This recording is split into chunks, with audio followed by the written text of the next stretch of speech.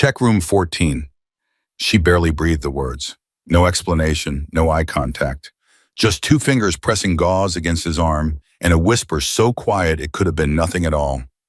But Wade Bristow heard it, and every instinct he had sharpened into a single point. Something was wrong in this hospital. Something no one else was willing to say out loud. And this nurse, this quiet, steady woman with shaking hands and perfectly calm eyes had just decided he was the only one she could trust.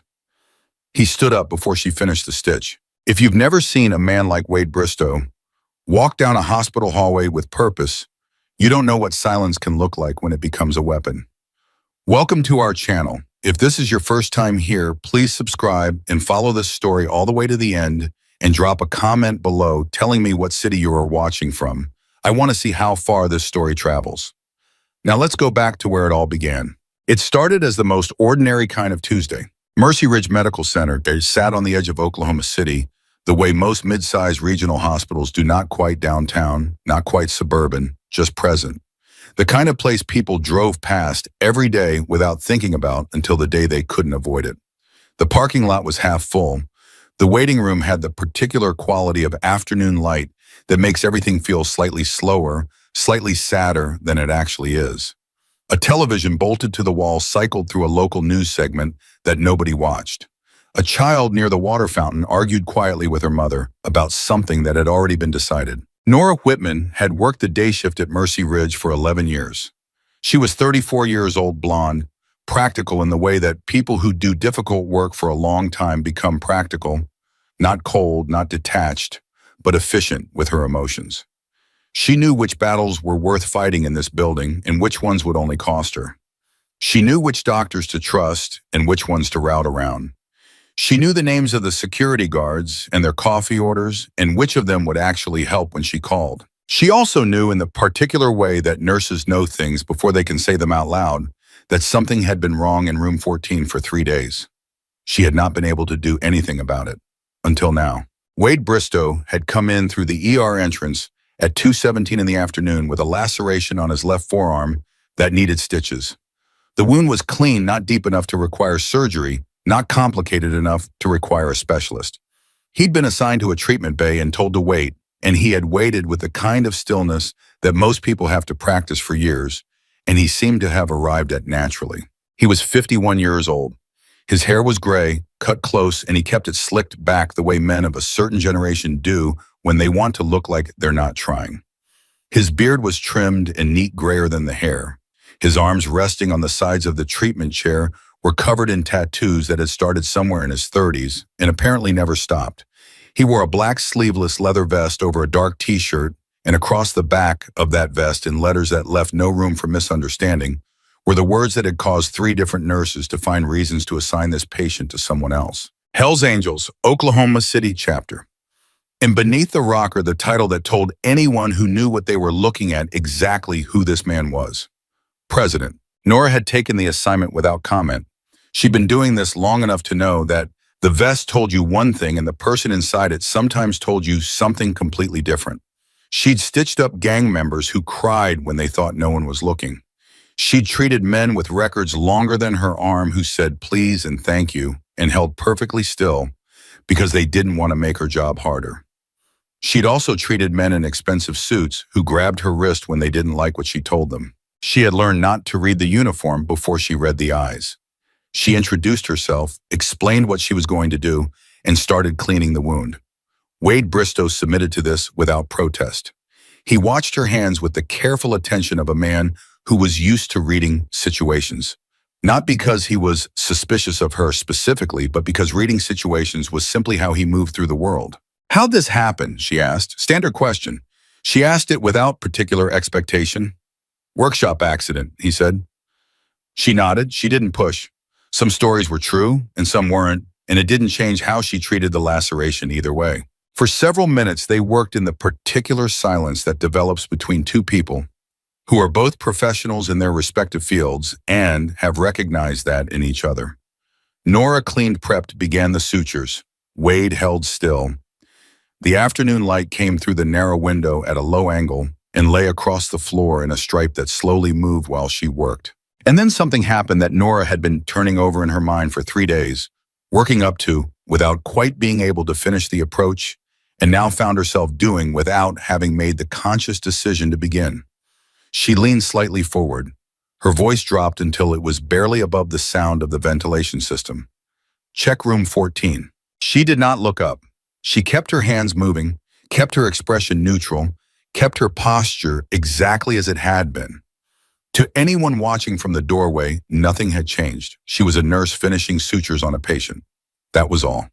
But her hands, she realized, were shaking slightly, not enough to affect her perk, but enough that she noticed. Wade Bristow did not move immediately. He did not turn his head or change his expression or say anything at all. He simply processed. She could feel it happening, the information arriving, the context being assembled, the meaning being located. And then very quietly he said, "Keep going." "I can't say more than that in here," she said, still not looking at him, still moving through the sutures with steady professional hands. "I can't be the one who does anything. I've tried. I've been trying for 3 days. The reports go in a circle. The right people aren't listening, or they're the wrong kind of right people. Do you understand what I'm saying?" "I understand," he said. "She's been there since Sunday.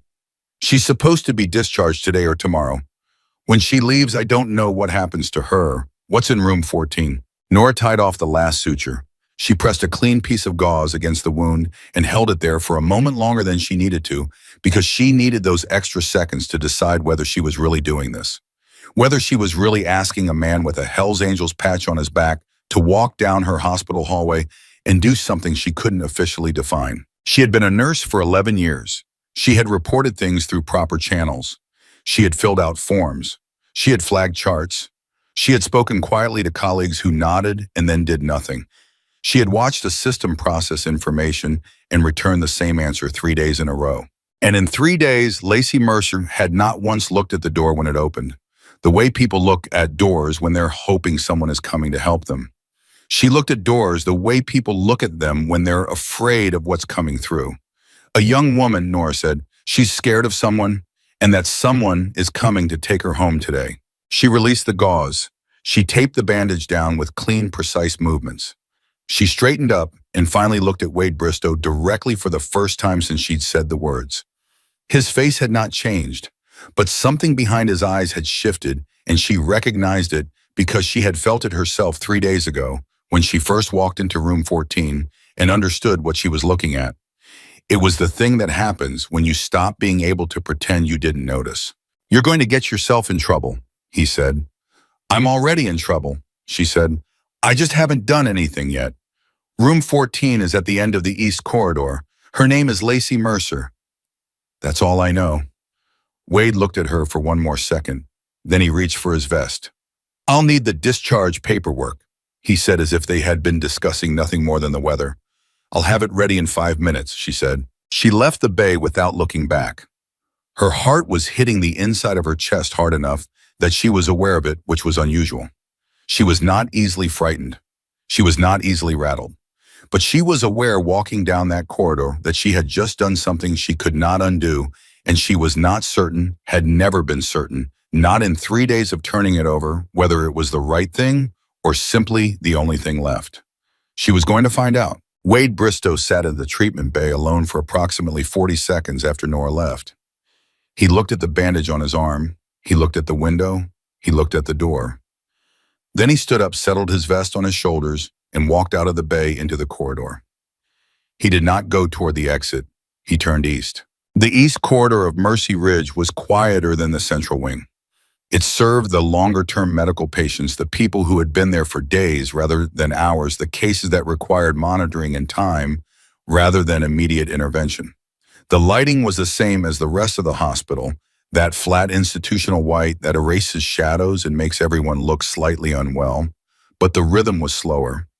Fewer people moving quickly, more people standing at doorways in conversation, or pushing carts, or simply existing in that specific way that hospital staff exist when they're managing a sustained situation rather than responding to an emergency. Wade walked down the east corridor the way he walked through most spaces, directly, without hesitation, without looking like he was searching for something, even though he was. He had learned a long time ago that uncertainty was a signal, and signals invited attention, and attention was something he chose carefully, whether to invite or avoid. Room 14 was at the end of the corridor, and as Nora had said, the door was partially open.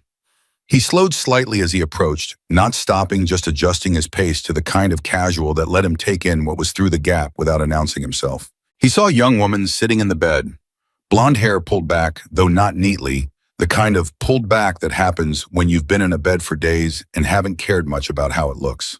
She was wearing a hospital gown and had a brace on her left wrist. She was looking at the window with the particular quality of attention that isn't really attention at all.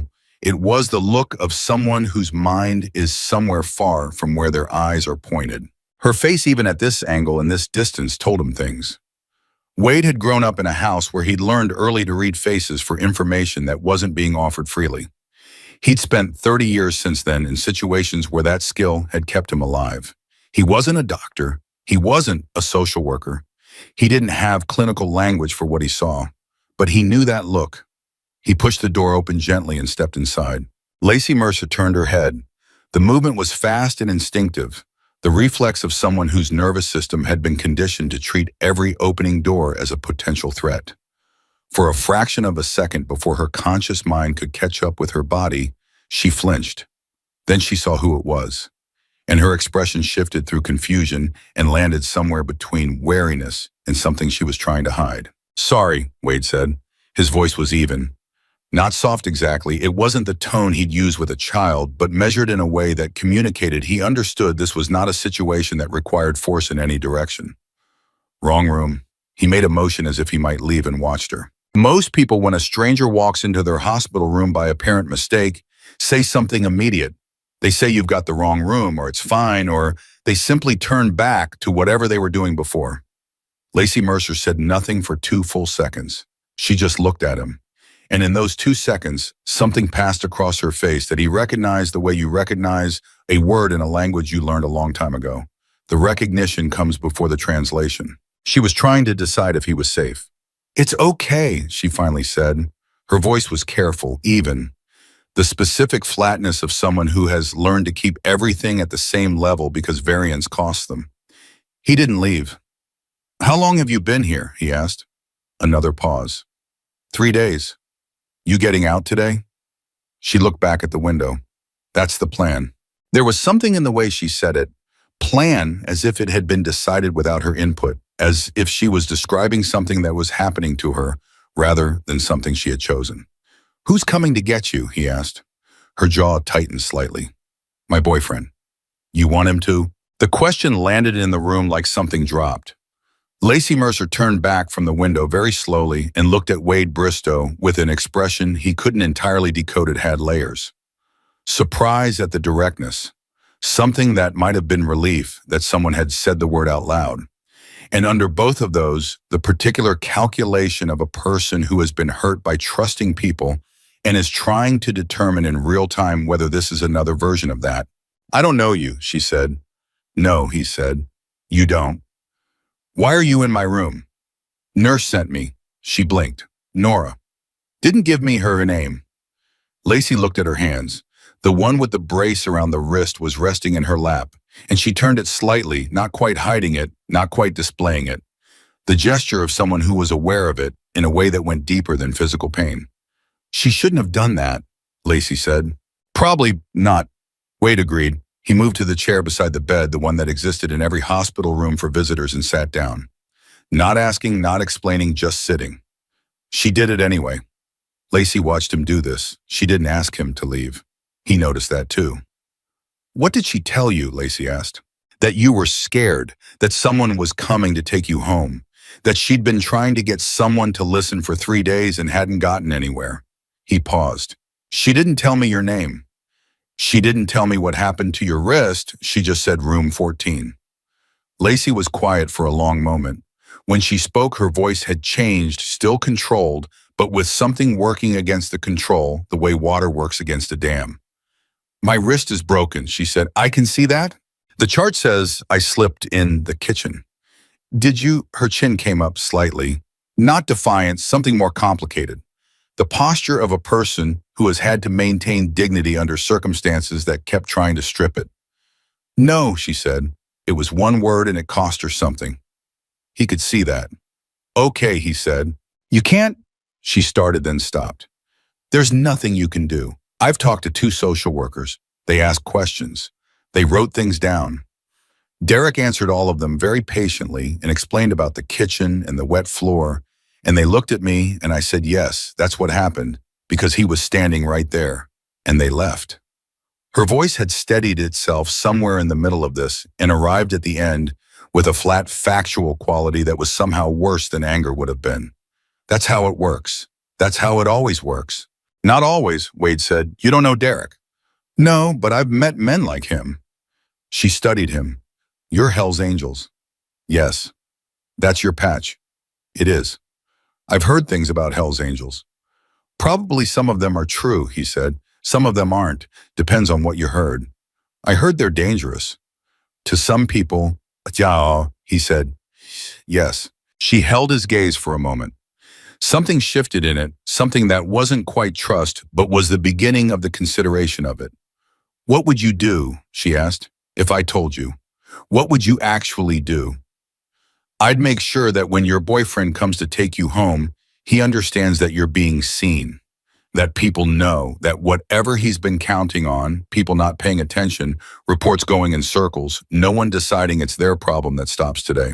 He'll just wait, she said. He's patient. He'll wait until you're gone and then... How long has he been waiting? Wade asked quietly.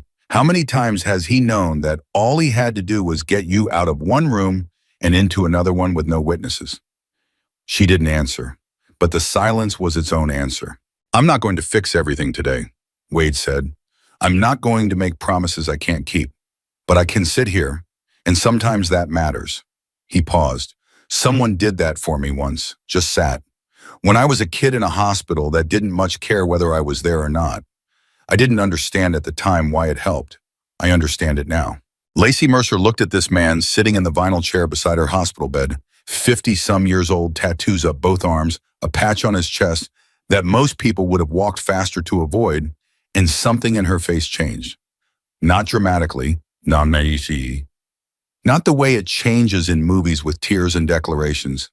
Just quietly the way something changes when you've been holding tension in your body for a very long time, and the tiniest part of it releases. His name is Derek Holt, she said. Wade nodded. He's a contractor. He has money. He knows people. She paused. He knows Dr. Carmichael. Something registered in Wade's expression at that, not surprise, exactly more like the feeling of a picture assembling itself faster than expected. Dr. Carmichael is on staff here, he asked. He's been checking on me, even though he's not my doctor. She looked at her hands again. Derek called him the first day after I was admitted. He came to my room and asked me a lot of questions about how the injury happened and wrote down what I said. He was very kind about it, very professional. Her jaw tightened. Derek had spoken to him first. I found out later, Derek had called him and told him what the story was supposed to be. And Carmichael went along with it. He didn't push back on anything in my chart. He flagged my case as low priority for social services follow-up. She said this with the flat precision of someone who had spent considerable time understanding exactly how she had been managed. I know how all this sounds. I know it sounds like I'm paranoid or making it bigger than it is. Derek is very good at making it sound like that. I don't think you're making it bigger than it is, Wade said. You don't know me either, she said, but without the edge she'd had before, more tired than guarded. No, but I know what 3 days in a hospital bed looks like when someone's waiting to be helped versus waiting to get through the next hour. He looked at her steadily. You're doing the second one. She pressed her lips together, nodded once over her face.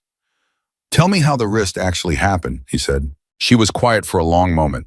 The television on the wall had been muted. She'd clearly turned off the sound at some point and hadn't turned it back on, and the silent images moved across the screen with a quality that felt slightly surreal the way muted television always does, all gesture and no substance. We were at dinner, she said finally, at home, not a fight.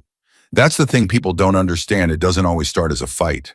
Sometimes it starts as something totally normal, and then something small goes wrong, and she stopped. I was clearing the table. I said something he didn't like. He grabbed my wrist and he bent it back until it broke. He said afterward that I'd lost my balance and fallen. He said it calmly, like he believed it. Like saying it enough times would make it what happened. The room was very quiet. How long? Wade asked. 3 years. Has he done this before? Before the wrist? Not with bones, she said. He's careful. He knows how to hurt someone in ways that don't show up clearly, or that look like accidents, or that I can explain away with stories that are just plausible enough. She looked at the brace on her wrist. He miscalculated this time. He didn't expect me to end up in the hospital. When I went down, he panicked just for a second and called an ambulance before he'd thought it all the way through. By the time he'd decided what story to tell, I was already here. And once you were here, you couldn't tell the truth. He was here within an hour in the room, talking to the staff before I could. She paused. And I don't have anyone. My family is in Nebraska. My friends, the real ones, the ones who might have noticed something he managed that over the past 2 years. The ones I still have are his friends first. Wade sat with that for a moment, not rushing to fill it with words, which was a quality she noticed most people when you tell them something like this, rush to say something because silence feels like inadequacy. He just let it land. The nurse, Lacey said. Nora, she's the only one she came in on Sunday and looked at me differently than the others. Not like I was a case or a chart. She looked at me like she could tell, like she already knew and was trying to figure out what to do about it. She paused. She asked me once when no one else was in the room whether I was safe. I said yes. She nodded and she didn't push, but she didn't leave it there either. She kept coming back. Small things, extra time in the room, questions with open ends. She figured something out that the official process didn't, Wade said. The official process had Derek's version of events on record within 24 hours, Lacey said, and Dr. Carmichael's notes supporting it. She looked at Wade with an expression that was careful and measuring, and had underneath it something he recognized as the particular grief of someone who has been systematically disbelieved and is not yet sure this is different. What are you going to do? She asked again. This time the question didn't have the same edge of challenge. It was genuine. She actually wanted to know. First, he said, I'm going to make a phone call. He took out his phone. He looked at it for a moment, then at her. You okay with that? He asked. This goes further if I make this call. I want you to understand that. She looked at him. She looked at the door. She looked at the brace on her wrist. Make the call, she said. He dialed. 2 rings, and then a voice answered the kind of answer that happens when someone has been waiting for their phone to ring. Remy Bisham, Wade said.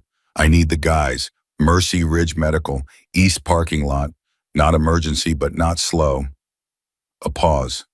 No colors. Vests are fine. Just keep it orderly. We're not here to make a scene. We're here to be visible. He ended the call and put the phone back in his pocket. Lacey had gone still.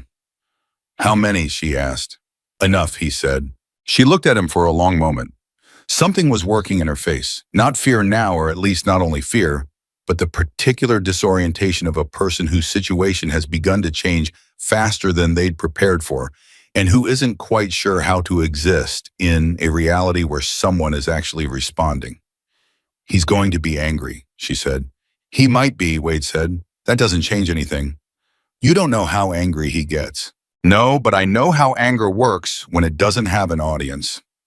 He leaned forward slightly, elbows on his knees, and looked at her with the directness of a man who had learned that softening certain things didn't help them.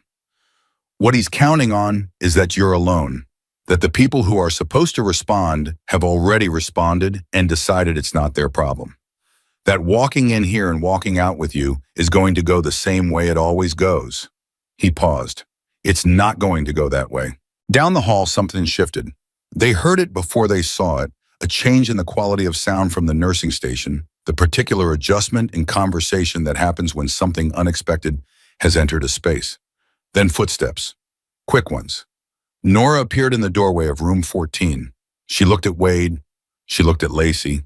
Her expression was complicated relief and worry, in the same proportion, neither winning. He's in the building, she said. Derek, he just checked in at the front desk. He told them he was here to handle the discharge. Lacey closed her eyes for exactly 2 seconds. Then she opened them. Wade stood up from the chair. He turned to Lacey. "I'm going to step out for 1 minute," he said. "I need to talk to Nora. I'll be right outside this door. You don't have to go anywhere. You don't have to sign anything. You don't have to agree to anything you don't want to agree to. Do you understand?" She nodded. "Say it," he said gently but clearly. "I need to hear you say it." She swallowed. "I understand." "Good." He walked to the door. Nora stepped back slightly into the corridor.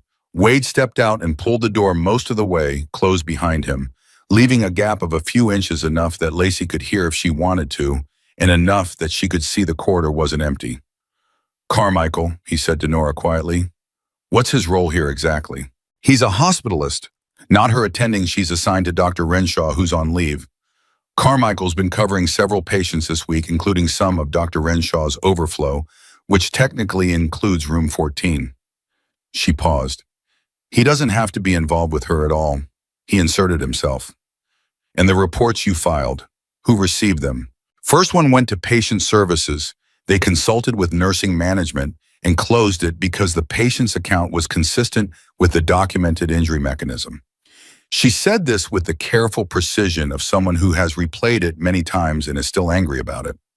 "Second one I escalated to the charge nurse who spoke with Carmichael, who said the chart was clear and there were no grounds for a social services hold.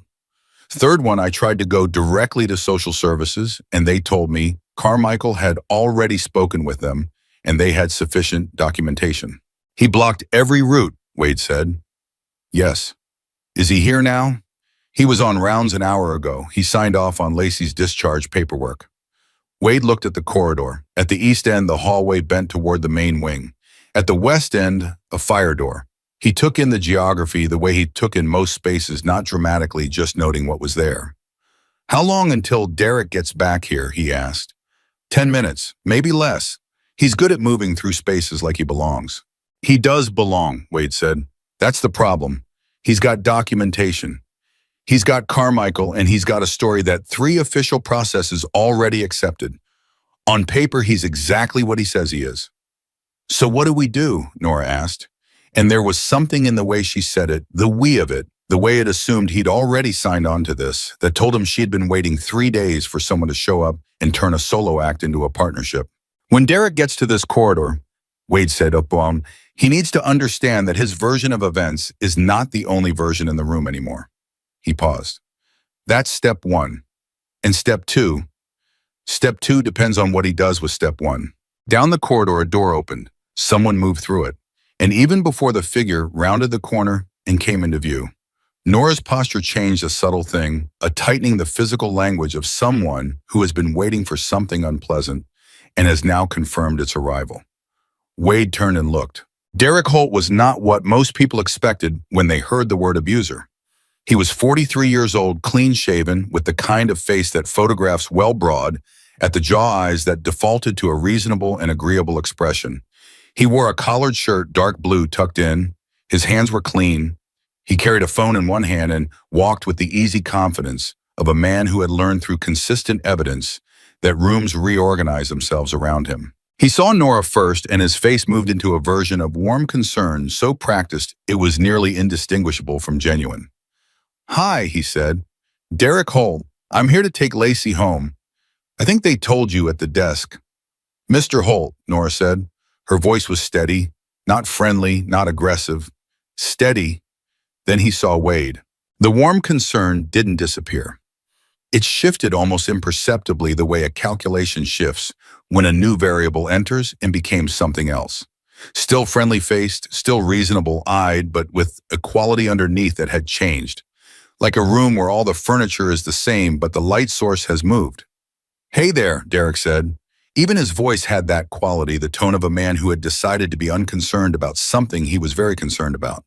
"Derek Holt," Wade said. "Not a question." "That's right." Derek's eyes moved over Wade with the practiced assessment of a man who sized up physical threats for sport and had learned to do it invisibly. "I don't think we've met." "We haven't," Wade said. "You're a friend of Lacey's." "I'm visiting." Derek's gaze moved to the door of room 14, then back to Wade. Something happened behind his eyes, a calculation running, a probability being assessed. He was good at this. He had probably been doing it his whole life, figuring out the room, figuring out who the threat was, and whether it was manageable. I appreciate that, he said with the tone of a man who doesn't appreciate it at all. She's had a rough few days. I've been trying to get here sooner, busy week. But I'm here now and I think she's ready to come home. The discharge paperwork should be... She's not going home yet, Wade said. Derek stopped. The friendly expression stayed on his face. But now it was doing more work. You could see it if you knew how to look the effort of maintenance. I'm sorry. She's not ready to be discharged, Wade said. There are some things that still need to be sorted out. With all due respect, Derek said the phrase that never in the history of human communication has actually involved any respect. I think Lacey's medical team has that figured out. The paperwork is already done. I spoke with Dr. Carmichael this morning. I know you did, Wade said. Something happened then. Just for a second, less than a second, a fraction of one Derek Holt's friendly expression cracked. Not dramatically. It was the kind of crack that only exists for a person who's been watching for it.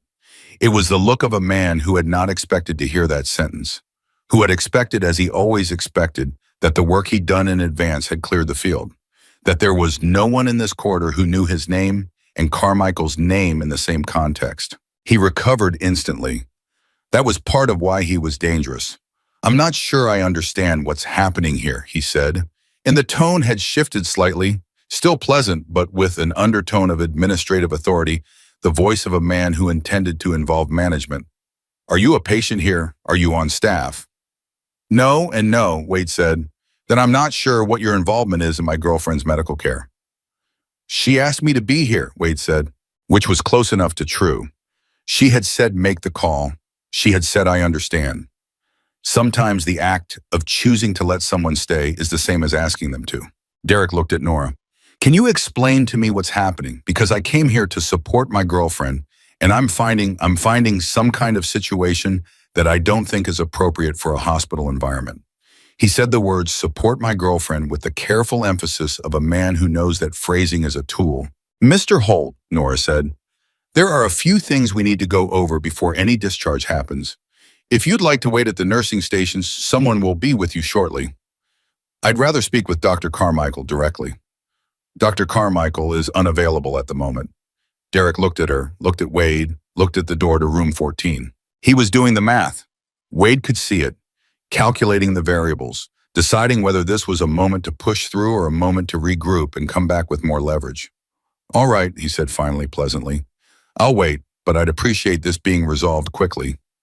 Lacey's been in that bed for 3 days and she misses home. He turned and walked toward the nursing station unhurried, as if he was merely tolerating a mild inconvenience. Wade watched him go. Then he turned back to Nora. He's going to call Carmichael, he said quietly. I know. How fast can you get someone official into that room? Someone who's not connected to Carmichael. I can call the patient advocate. I've been avoiding it because Derek has a relationship with the head of patient services, but call her anyway, Wade said. And call social services yourself, not through the hospital intake process, direct line. You have it. You've been working here 11 years. You know someone and who knows someone. Use it. She looked at him. Then she nodded once and moved toward the nursing station. Wade turned back to room 14. He pushed the door open and stepped inside. Lacey was sitting exactly as he'd left her, except her hands were different, both of them now pressed flat against the blanket as if she was steadying herself against something that hadn't happened yet. She had heard. Some of it, at least. Enough. He's here, she said. He's at the nursing station, Wade said. He's going to wait. For how long? Until something changes, Wade said. Something's about to change. He sat back down in the chair. Lacey looked at him with that complicated expression again, the one with the layers, the calculation, the beginning of something she hadn't felt in long enough that she'd almost forgotten it existed. You didn't back down, she said. No. Most people back down with Derek. Most people don't have a reason not to, Wade said. I have a reason. What reason? He looked at her steadily. The same reason Nora had. She saw you clearly. She decided that was enough reason to act. He paused. That's all it takes sometimes. Just someone who decides to see you and refuses to look away. Outside in the parking lot, the sound began to build, low and rhythmic and unmistakable. Engines. Not one, not three, many. Lacey heard it. Something moved across her face, something she hadn't felt in a long time, something she wasn't quite sure she deserved to feel, yet something she recognized anyway, the way you recognize a word in a language you'd given up on. It was the feeling of not being alone. And in room 14 at Mercy Ridge Medical Center, in the particular flat light of a Tuesday afternoon, that feeling did something that 3 days of proper channels and official reports and careful documentation had not managed to do. It made Lacey Mercer sit up straight, and it made her stop looking at the door like something was coming through it to hurt her. And it made her start looking at it like someone was standing in front of it, for her. The engines didn't roar. That was the thing nobody outside would have expected. 11 motorcycles pulling into a hospital parking lot. Most people picture chaos, noise, spectacle, something designed to intimidate through volume alone. But Remy Castillo had been riding with Wade for 19 years, and he understood without being told the difference between showing up and showing off. What rolled into the east parking lot of Mercy Ridge Medical Center at 4:47 in the afternoon was controlled, deliberate. The bikes came in 2 columns spaced evenly, and they parked in a row along the east-facing wall with the kind of practiced efficiency that suggested this was not the first time these men had needed to be somewhere that mattered. Then the engines cut, and the silence that followed was louder than the sound had been. Inside room 14, Lacey heard it happen, the crescendo, and then the sudden absence of it, and she looked at Wade with an expression he hadn't seen on her face yet. Not fear, not hope exactly. Something rawer than either. "How many?" she asked. "Enough," he said again. And this time she didn't push back on the answer. At the nursing station, Derek Holt also heard it. He was standing with his phone pressed to his ear mid-sentence, and he stopped speaking. The change in his posture was minimal. A man like Derek had spent years learning not to show reaction, but it was there. A stillness that wasn't calm, the particular physical expression of a person whose calculation has just been interrupted by a variable they didn't account for. He lowered the phone slowly and turned toward the window at the end of the corridor. Outside, 11 men in Hells Angels vests stood beside their bikes in the parking lot. They weren't moving toward the building. They weren't making any gesture of threat. They were simply standing there in the particular way that a fact stands solid visible, requiring acknowledgement. Derek looked at that for 3 seconds. Then he raised the phone back to his ear. "I'll call you back," he said, and ended the call. The charge nurse on duty, a heavy-set man named Gerald, who had worked this floor for 8 years and had seen most varieties of difficult situation, watched Derek put his phone away and then looked at the east window himself. He looked at it for a moment, processing. Then he picked up his desk phone and dialed security. It was a reasonable response. It was also Wade had anticipated exactly what was going to happen. The security guard who arrived 3 minutes later was a man named Phil, 40-something, carrying extra weight around the middle in the way of someone who had held a sedentary job for a long time. Phil had a radio and a uniform, and the expression of someone who had expected a quiet shift. He walked to the window, looked at the parking lot, and then walked back to the nursing station and had a brief conversation with Gerald that Wade, standing in the doorway of room 14, couldn't hear, but could read from the body language. Phil was not going to go out there. This was not a scenario that Phil's training had specifically prepared him for, and Phil, unlike men who acted decisively in ambiguous situations, was the kind of person who defaulted to escalation when the path forward was unclear. He was going to make phone calls. He was going to wait for authorization. He was going to talk to his supervisor. That would take time, and time was the one thing Derek Holt was now shorter on than he'd been 20 minutes ago. Wade watched Derek understand this. Watched him work through it, the lobby security that wasn't going to act quickly, the Carmichael call he'd made that wasn't going to produce an immediate result, the discharge paperwork that was done, but meaningless, if Lacey didn't walk out, and the 11 men in the parking lot who had changed the texture of the entire situation without doing a single thing that anyone could officially object to. Derek turned and walked back toward room 14. Wade stepped fully into the doorway. "I'd like to see Lacey," Derek said. The tone was still pleasant, still reasonable, but the warmth had been calibrated down now. It was the warmth of a man who has run out of patience for a performance he's been asked to sustain too long. She knows you're here, Wade said. She'll let you know when she's ready. She's my girlfriend. I don't need your permission to.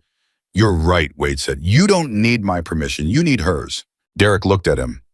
This was the moment Wade had learned to recognize it when certain kinds of men make a decision. They assess whether the obstacle in front of them is movable, not physically. Derek wasn't stupid enough for that, but socially, administratively, they look for the angle. I don't know who you are, Derek said. Wade Bristow. And you have what exactly to do with this situation? I'm a visitor. In my girlfriend's room. In a hospital room, Wade said, which is a different thing. Derek's jaw moved slightly. A small movement, a held thing. I'm going to speak with the administration. Sure, Wade said. Nora can show you to the right office. At the nursing station, Nora had been on the phone. She'd hung up 30 seconds ago. She walked toward them now, with the careful energy of someone moving through a space that could become very complicated very quickly. Mr. Holt, she said, I've contacted our patient advocate. She's on her way up. She'd like to speak with Lacey before the discharge is finalized. Derek turned to her. The discharge was finalized this morning. Dr. Carmichael signed off. Dr. Carmichael is not the attending physician for this patient, Nora said. Her voice was steady in a way that had clearly cost her something to achieve. Dr. Renshaw is. He's been notified of the situation and he'll be consulting by phone within the hour. Something happened in Derek's face. It was faster this time, the crack in the surface, and it lasted longer before he managed it back into place, because this was new information. Renshaw being involved was not something he'd anticipated. Renshaw didn't know him. Renshaw wasn't connected to him in any of the ways that Carmichael was. Fine, Derek said. Fine, I'll wait for the advocate. He said it the way someone agrees to terms they intend to renegotiate at the earliest opportunity. He turned and walked back toward the nursing station. Nora watched him go, then turned to Wade. Renshaw actually called back, she said quietly. I explained the situation. He's not happy about Carmichael's involvement in a patient outside his coverage. He's reviewing the chart right now. Good. I also got through to a social worker I know directly. She's not in the building, but she said she can be here in 40 minutes. That's 40 minutes Derek's going to spend trying to find an angle, Wade said. I know. Can your people stay?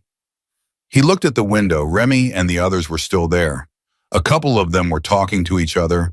One of them was drinking from a water bottle.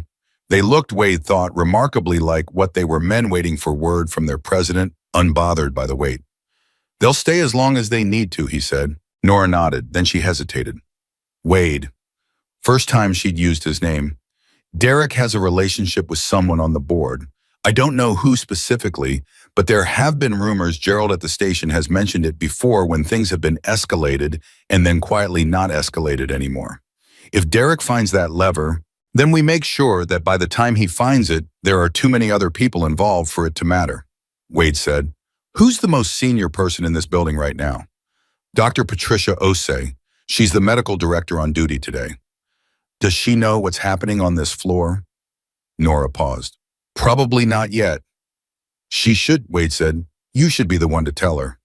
She might side with administration. She might, Wade said, but she should still know, because if this goes sideways later and it comes out that the medical director on duty wasn't informed, that's a different kind of problem for this hospital than the one Derek is trying to create. Nora understood this immediately. It was the kind of thinking she didn't have, not because she wasn't smart enough, but because she'd been in this building long enough to think in terms of what the institution would accept, not in terms of what the institution would be forced to answer for. She pulled out her phone and started walking. Wade went back into room 14. Lacey had moved. She was sitting on the edge of the bed now, not standing, but shifted to a position that was less horizontal, less passive. Her feet were on the floor. The brace on her wrist rested in her lap. She looked up when he came in. He's waiting, she said. He's waiting, Wade confirmed. How long can this hold, she asked. The parking lot, the advocate, all of it. He knows how to wait too. He's good at outlasting things.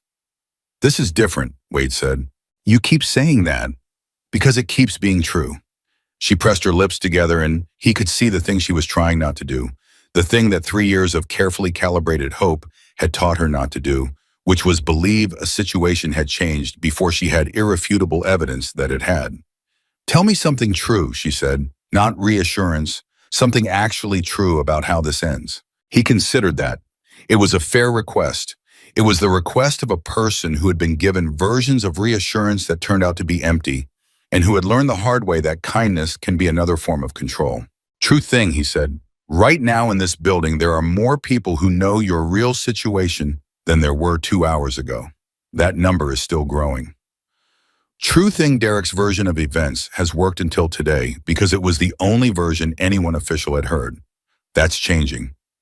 True thing, he broke your wrist and called it a kitchen accident, and he needed 3 things for that to keep working. He needed you isolated, he needed the records managed, and he needed time alone with you to reset the story. He paused. He doesn't have any of those 3 things right now, and he knows it. She was quiet for a moment. What happens when the advocate gets here?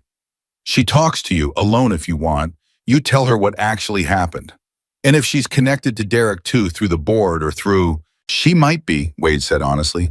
But even if she is, she's not going to ignore what she sees in this room, because now there are too many witnesses to the fact that she was here. He looked at her. Derek is very good at operating in spaces where no one's paying attention. The problem he has right now is that people are paying attention. Lacey looked at him, then she looked at the brace on her wrist, then she looked at the door. The first time he hurt me, she said slowly, I told myself it was a one-time thing. That's what you do. You tell yourself stories that let you stay. Because leaving is, she stopped. Leaving isn't just leaving. It's losing everything you built, everything you thought you were building. Your life isn't just with them, it becomes them. Wade didn't fill the silence. By the time I understood it wasn't going to stop, she said, I'd already let him manage my friendships, my contact with my family. He did it so carefully, so gradually. Each thing had a reason. We're too busy to see them right now. Your sister made that comment, and I just don't want that energy around. Your friends from work are fine, but don't you feel like they don't quite get us? She said this with a flat precision that was worse than bitterness. It was the tone of someone who has already done the autopsy and is reading from the report. And then one day I looked up and I was alone, completely alone, and he was the only person in my life who knew me. He engineered that, Wade said. I know that now. She looked at her hands. He's very smart.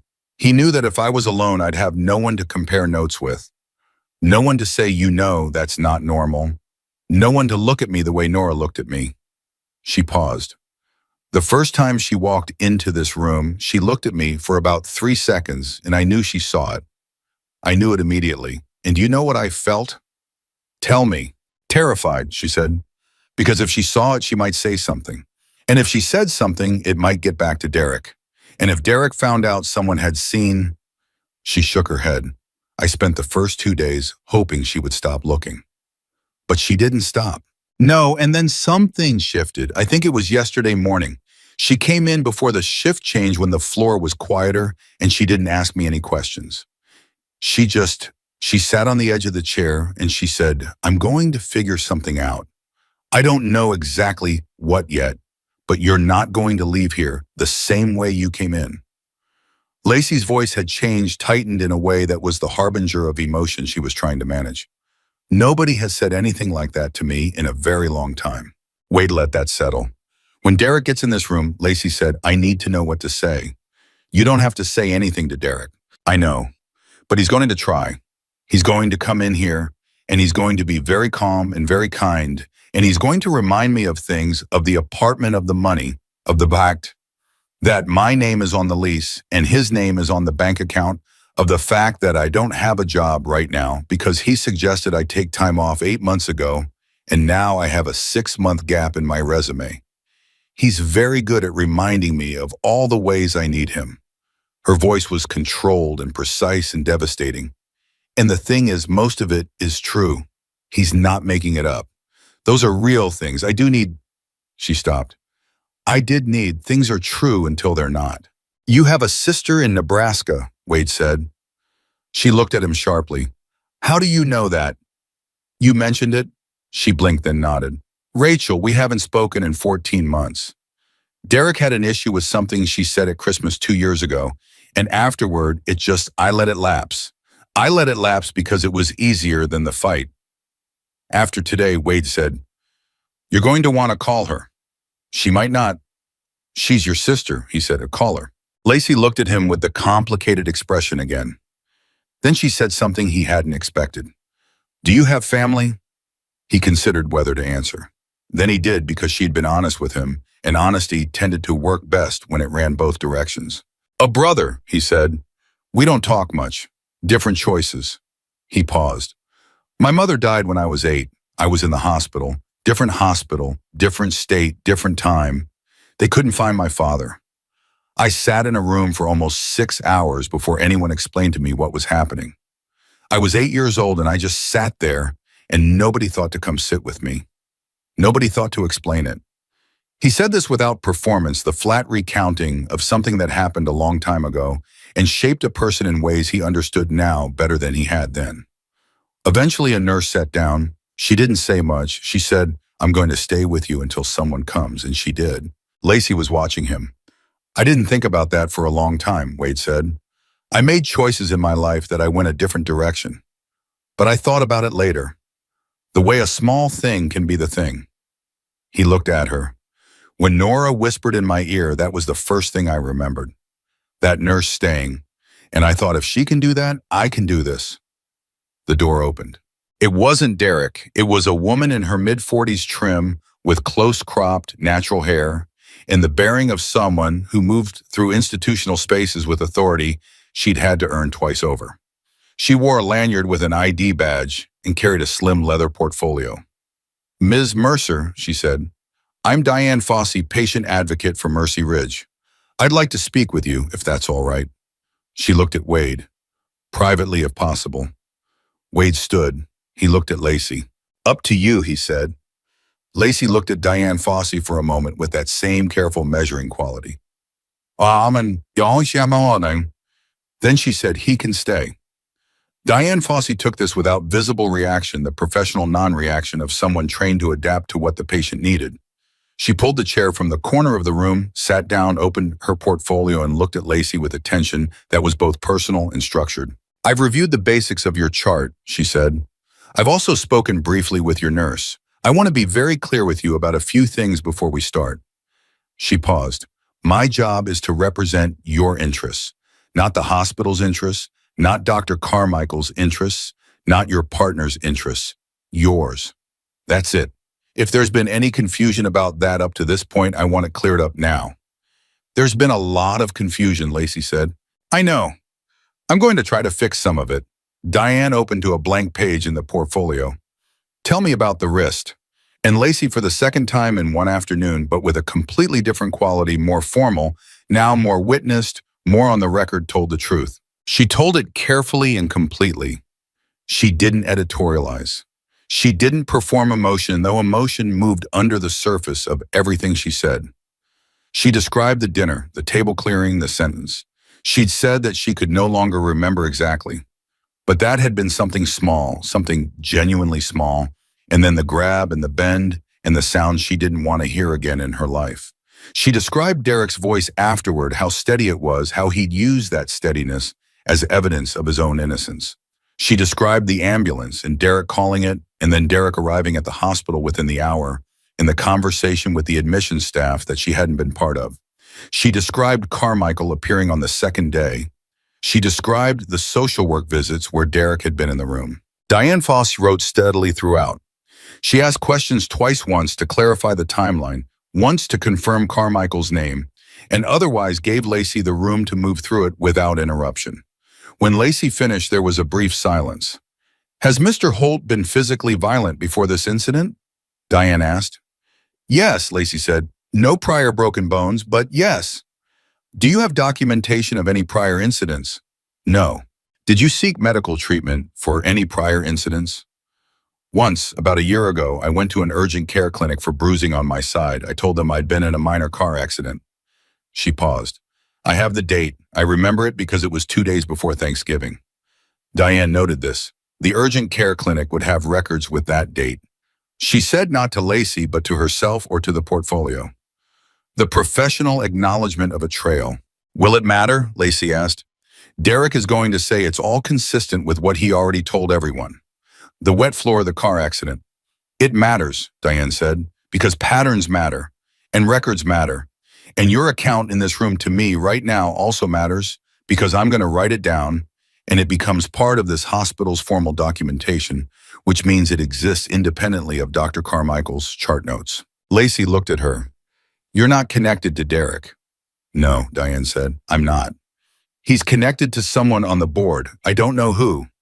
Diane's expression didn't change, but something behind it did a slight realignment, the look of someone who has just received a piece of information that confirms something they'd already half suspected. I appreciate you telling me that, she said. She closed the portfolio and looked at Lacey directly. Ms. Mercer, I need to ask you something clearly, and I need your clearest possible answer. Do you want to leave this hospital with Derek Holt today? Lacey took a breath. The question was simple. The answer had taken 3 years to become possible. No, she said, I don't. Diane nodded once. Then here's what happens next. I'm requesting that your discharge be placed on hold, pending a full social services consultation. I'm also requesting that Dr. Renshaw, as you're attending, be the one to clear that hold when it's resolved, not Dr. Carmichael. I'll speak with Mr. Holt myself and inform him of this status. He is not legally entitled to force a discharge. He is not your spouse. He has no medical power of attorney on file. She paused. He can wait in the lobby or he can go home. Those are his options. Lacey was very still. You can do that, she said. Flat factual, almost a question. Yes, Diane said. I should have been called 3 days ago. She closed her portfolio and turned toward the door. Then she stopped. The men in the parking lot, she said, still facing the door. Are they going to be a problem? No, Wade said. She turned enough to look at him. I'm going to take your word for that. You can, he said. She left. The room was quiet for a moment. Then Lacey made a sound that wasn't quite a laugh and wasn't quite a sob. It was something in between, the involuntary release of a person who has been holding something at full tension and has just felt it give by 1 degree. She's going to go tell him, Lacey said. Yes. I want to see his face when she does. She said it softly and then seemed startled by herself for saying it, as if the small, hard core of anger that had been buried under everything else had just surfaced without warning. You don't have to watch it, Wade said. I know. She paused. But I'm not sorry I said it. You don't have to be sorry for any of it, he said. Down the corridor, they heard it not loudly but clearly enough through the partially open door. Derek's voice briefly elevated above his usual controlled register, saying something sharp and short before immediately pulling it back. Then Diane Foss's voice, even and professional, continuing whatever she'd been saying, as if the elevation hadn't occurred. Then silence. Then a few moments later, footsteps. Retreating footsteps. Lacey listened to them go, her eyes closed for a moment. When she opened them, her face had a quality he hadn't seen on it yet. Something exhausted and raw, and somehow younger than the careful, controlled face she'd been showing the world for the past 3 days. What happens to me now, she said. Not melodramatically, just asking. Tonight, Wade said, you stay here, the hold keeps you here. Social services will be in this evening or tomorrow morning. They'll talk about options, shelter placements, legal advocacy, and emergency protection order if you want one. He paused. Your sister in Nebraska. Rachel, she said. Rachel, he said. You call her. What if she doesn't? She will, he said. He didn't know this for certain, but he believed it in the way he believed things that had enough human logic behind them, because 14 months of silence imposed by a controlling partner didn't erase a lifetime of something else, and sisters had a particular kind of memory for the person their sibling had been before someone else got to them. Lacey was quiet for a long moment. Outside through the window, the parking lot was still occupied. The bikes hadn't moved. The men hadn't moved. They were simply there, present, visible, constant the way a promise looks when it doesn't have to be verbal. Can I ask you something, Lacey said. Yes. Why did she pick you, Nora? Why did she decide you were the person to tell? Wade considered that. Probably, he said, because I was the only person in that treatment bay who wasn't part of this system. Not hospital staff, not connected to administration, not someone Derek knew. He paused. And maybe because a man with this patch on his back isn't someone who usually gets asked for help by a nurse in a medical center. So whatever she was doing, it was outside normal, and she needed someone outside normal to do it. Lacey considered this. Do you think she knew what you'd do? No, he said. I don't think she knew. I think she decided that not doing anything was worse than doing something uncertain, and she picked the best uncertain option she had. That's a brave thing, Lacey said. It is, Wade said. The door opened again. This time it was Nora, and she had a look on her face that Wade read instantly. Not relief, not victory, but the particular expression of someone who has just received information that clarified a situation and made it simultaneously better and more complicated. Dr. Renshaw called, she said. He's pulling Carmichael's chart notes for peer review.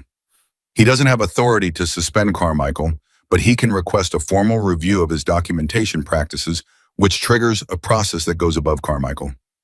She paused.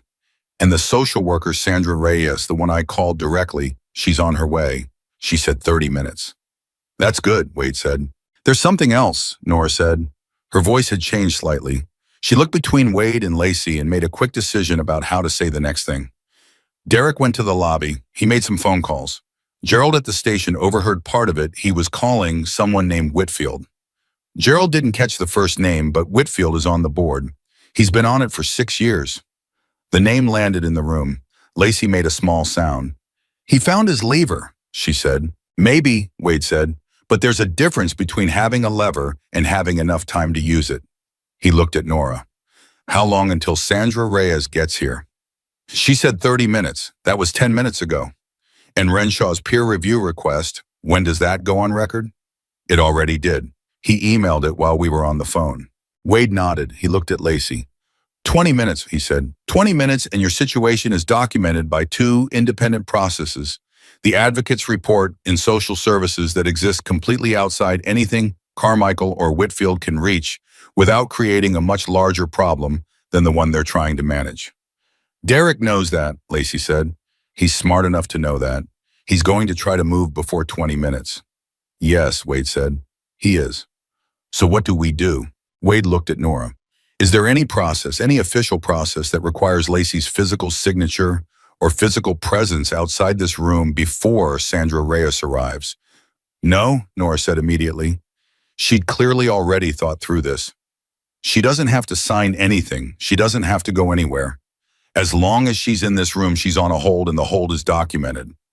Then she stays in this room, Wade said. He moved to the door and pulled it to, not all the way closed, but enough. He stood in the gap. From here, he could see the full length of the east corridor and at its far end, the junction with the main wing through which Derek would have to approach. Nora stood beside him. She was quiet for a moment.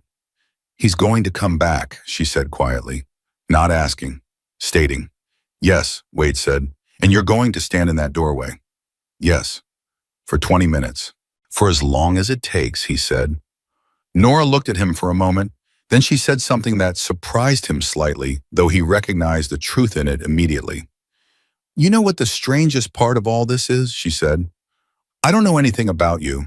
I don't know who you are or what you've done or what this patch really means. I looked at you in that treatment bay and I thought that man will not look away.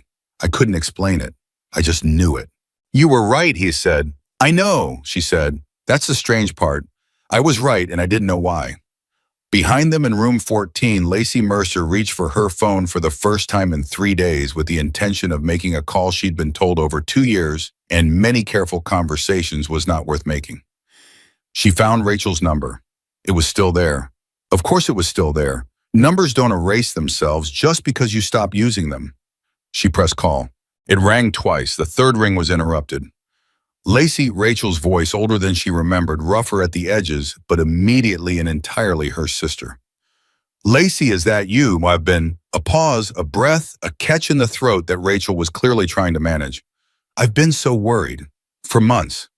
Are you okay? What's happening? Where are you? Lacey opened her mouth, and something that had been locked very tightly for a very long time broke open, not dramatically, not with collapse, but with the quiet certainty of a door that has finally been opened from the outside. I'm in a hospital, she said, in Oklahoma City, and I'm going to be okay. She paused. I think I'm going to be okay, but I need you to. I'm already looking at flights, Rachel said, and the words came out fast and fierce and without hesitation, as if she'd been holding them ready for 14 months. Don't tell me not to come. Don't you dare tell me not to come. Lacey closed her eyes. I wasn't going to, Tipima, she said. At the end of the east corridor, a figure appeared.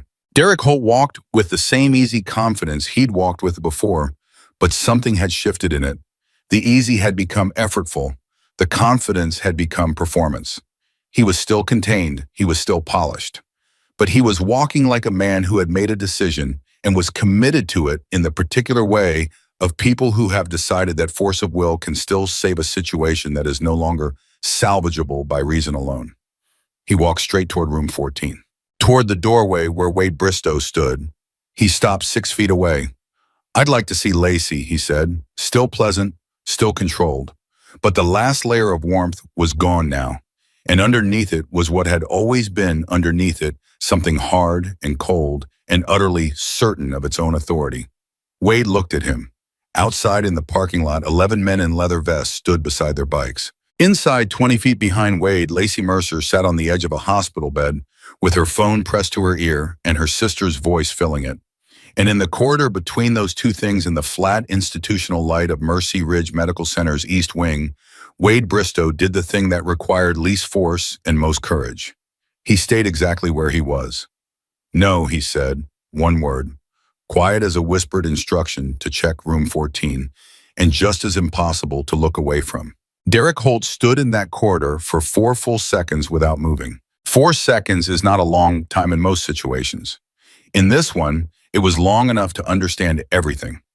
Long enough for Derek to process that the man in the doorway was not going to be reasoned with, not going to be repositioned by administrative leverage, not going to respond to the particular brand of calm authority that had worked on everyone else in Derek's life for the better part of 2 decades.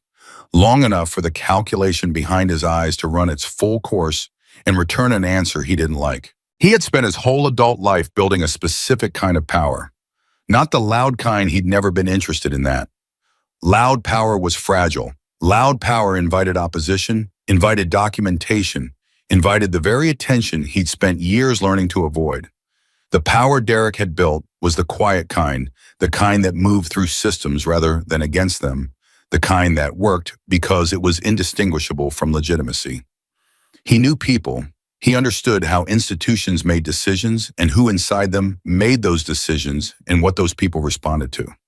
He had never needed to raise his voice in a professional setting in his life because he had never been in a professional setting where he hadn't already laid the groundwork before he arrived.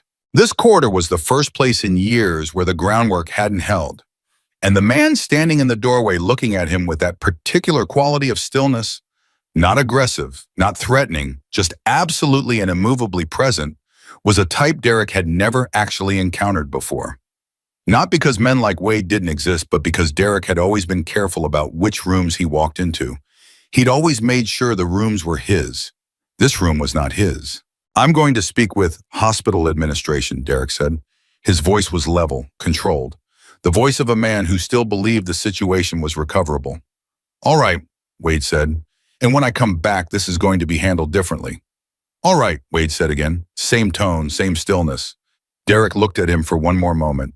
Then he turned and walked back the way he'd come, unhurried, as if the departure was his choice and not his only remaining option. Wade watched him until he turned the corner into the main wing. Then he let out a slow breath and turned back into the room. Lacey had ended the phone call with Rachel. She was sitting with the phone in her lap, and her face had the particular quality of someone who has just received something they'd forgotten how to want, the slight disorientation of an unexpected kindness, the need to sit still with it before it became real. She's coming, Lacey said. Good. She cried. I didn't expect. I thought maybe she'd be, I don't know what I thought, maybe that she'd be distant or careful. She shook her head slightly. She cried, and she was already looking at flights before we finished talking. That's a sister, Wade said. I forgot, Lacey said very quietly. I forgot what that was like, having someone who, she stopped, steadied herself. He took a lot of things. That one I didn't notice going until just now. Wade didn't push on it. He gave it the room it needed. Then Nora appeared in the doorway, and the pace shifted immediately. She had her phone in her hand and a look on her face that was not alarm, but was adjacent to it the expression of someone tracking several things simultaneously and has just had one of them change. Derek went to the administrative suite on 3, she said. Gerald just called me. He's with Karen Pollard. She's the hospital administrator on duty. Gerald says Whitfield called Pollard 10 minutes ago. She paused. Pollard is not someone I know well. She came from the corporate side of the network about 2 years ago. She handles compliance and risk. Risk, Wade said. Yes. Wade understood what that meant immediately. Pollard wasn't primarily a medical person. She was a risk management person. To a risk management person, the current situation had a specific profile. A patient with a contested injury story, a prominent local contractor with a board connection, a group of HELLS angels in the parking lot, and a nurse who had gone around official channels to involve all of the above. That profile looked to a risk management mind like liability. The question was which direction the liability cut. How long until Sandra Reyes gets here, he asked. She texted me 3 minutes ago. She's parking. Is the patient advocate's report already filed? Diane filed it the moment she left this room. It's in the system. And Renshaw's peer review request. Already on record. Wade nodded slowly. Then Pollard is walking into a situation where the documentation already exists.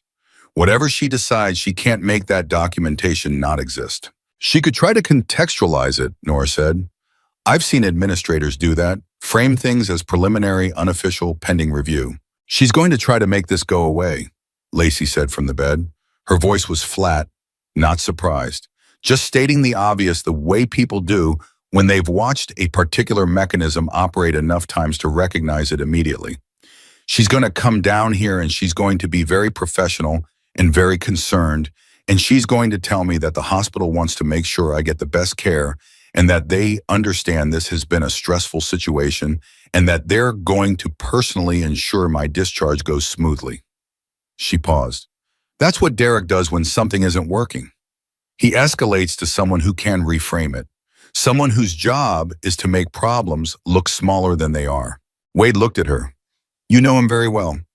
3 years, she said simply. Then here's what you know that Pollard doesn't know yet, Wade said. Sandra Reyes is a social worker operating independently of this hospital's administrative structure. Her report doesn't go through Pollard, it goes to the state. Once Sandra has documented this case, once it exists in the state system, Pollard can reframe whatever she wants internally. It doesn't change what's external. Something shifted in Lacey's face, a small recalibration. How do you know that? She asked. I've dealt with institutions, he said. Different kind, same principle. What they can control is what stays inside. What they can't control is what leaves. Nora's phone buzzed. She looked at it. Sandra's at the east entrance. I'm going to go meet her. She left at a pace that was almost but not quite running. The room was quiet for a moment. Wade moved back to the chair. He didn't sit down. This time he stayed standing close to the door in the position of someone who is prepared for the next thing to happen quickly. He's going to come back with Pollard, Lacey said. Yes. And Pollard is going to be very reasonable. Yes. And they're going to both stand there being very reasonable and very concerned and making it sound like the most sensible thing in the world is for me to go home with him. They're going to try that, Wade said. And what do I say? 3 words, he said. I don't consent. She looked at him. That's it, he said. You don't have to argue with Pollard. You don't have to disprove Derek's kitchen story. You don't have to manage anyone's feelings or convince anyone of anything. You say I don't consent to this discharge, and that becomes the entire situation. Everything else is noise. That's it. That's it. They cannot legally discharge you against your will. You are a competent adult with no psychiatric hold, no court order, nothing that removes your right to make decisions about your own body and your own discharge. The moment you say those words clearly in front of witnesses, everything Derek has built in this hospital stops mattering. Lacey was very still. He's going to try to get me alone, she said. Before that moment comes, he knows if he gets me alone for 10 minutes.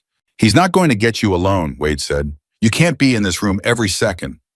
No, he said, but Sandra Reyes can, and when Sandra's here, her presence is official. He can't ask her to leave. He doesn't have that authority. As if on cue, footsteps in the corridor. 2 sets this time. Nora, and beside her a woman in her late 30s with dark hair pulled back and the particular kind of organized calm that comes from doing difficult work with vulnerable people for a long time. Sandra Reyes carried a shoulder bag and a tablet and moved with the efficiency of someone who had learned to establish trust quickly, because trust was always the first resource and it was never guaranteed. She stepped into room 14 and looked at Lacey first. Only Lacey for a full 3 seconds before she acknowledged anyone else in the room. It was a deliberate choice, and Lacey noticed it. "Lacey," she said, "I'm Sandra Reyes. I work for the Oklahoma Department of Human Services Domestic Violence Division. I'm not a hospital employee, and I don't report to hospital administration. My report goes to the state." She sat down, moving the chair from its position so that it was facing Lacey directly, excluding no one, but centering everything on her patient. "I've spoken with Nora, and I've reviewed the notes from the patient advocate, but I want to hear it from you. Take whatever time you need." Lacey looked at her for a moment. Then she started talking. She said it all again, the risk, the 2 years of things that didn't leave visible marks. The urgent care visit before Thanksgiving, Carmichael's notes, Derek arriving within the hour, the social workers who'd interviewed her with Derek in the room. She said it more quickly this time, with less of the careful navigation she'd used with Wade, because Sandra Reyes had a way of listening that made the navigation feel unnecessary. She asked precise questions. She noted things on her tablet without looking away from Lacey's face for long. She didn't express shock, and she didn't perform sympathy. She just received information with the complete attention of someone who intended to use it. When Lacey finished, Sandra said, "I'm opening a formal case. That happens right now while I'm in this room. This isn't preliminary, and it isn't pending review. It's open." She looked at her tablet and did something on it. "Done. It's in the state system." She looked up. "Derek Holt cannot close this. Karen Pollard cannot close this. The only people who can close this case are the people at DHS who will review it, and that review will include everything you've just told me, plus any documentation from this hospital, the urgent care clinic, and any other sources we identify." Lacey exhaled slowly. "What does that mean for today?" she asked. "For the next hour. It means that your discharge hold is now supported by an active state case, not just an internal hospital request. It means that if anyone in this building tries to pressure you into leaving, they're doing it in the context of an open state investigation into potential domestic violence." Sandra paused. "That's a very different legal position than the one Derek was operating in 20 minutes ago." The door opened without a knock.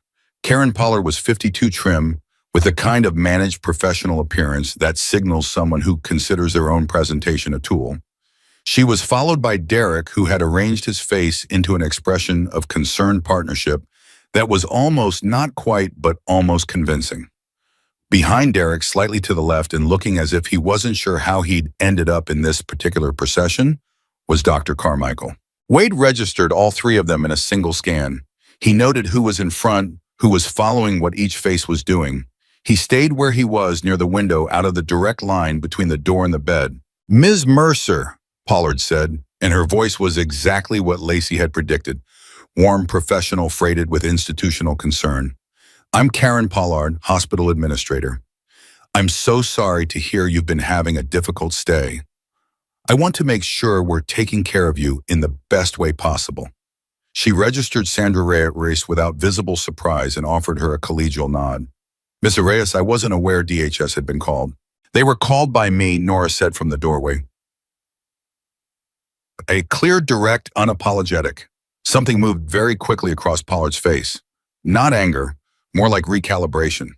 The rapid internal adjustment of a person who has walked into a situation with a specific plan and discovered that the furniture has been rearranged. "Of course," Pollard said, recovering seamlessly. "We want to make sure Lacey has all the support she needs. That's entirely appropriate." She turned back to Lacey. "Lacey, I understand you've had some concerns about your discharge. I want to make sure we address those fully. Is there anything specific you'd like us to clarify?" Derek stood slightly behind Pollard, saying nothing, wearing his concerned partner face with the patient expertise of a man who had worn it many times. His eyes, however, were moving, taking inventory of the room, assessing each person, locating the variables. His eyes landed on Sandra Reyes and stayed there for 2 seconds longer than anything else. "Karen," Sandra's voice was pleasant and entirely without deference. "I appreciate you coming down. I should let you know that I have just opened a formal case with the state DHS office. Lacey has provided a detailed account of the circumstances of her injury and prior incidents, and that account is now on record. She paused. I also want to make sure everyone in this room understands that Lacey has the right to remain in this facility on a voluntary hold, and that her consent is required for any discharge. Has that been clearly communicated to her? Pollard looked at Sandra for a beat longer than was natural. Of course. Wonderful. Lacey, I just want to confirm, do you consent to discharge today? Lacey looked at Derek standing behind Karen Pollard. She looked at his concerned face, his clean shirt, his hands resting at his sides with the particular relaxed quality of a man who had never once worried about where his hands had been. No, she said, I don't consent. The room changed. It was not dramatic. Rooms don't usually change dramatically when the important thing happens. That's for movies. In reality, the change was subtle and total. It was in the way Derek's hands very slightly stopped being relaxed.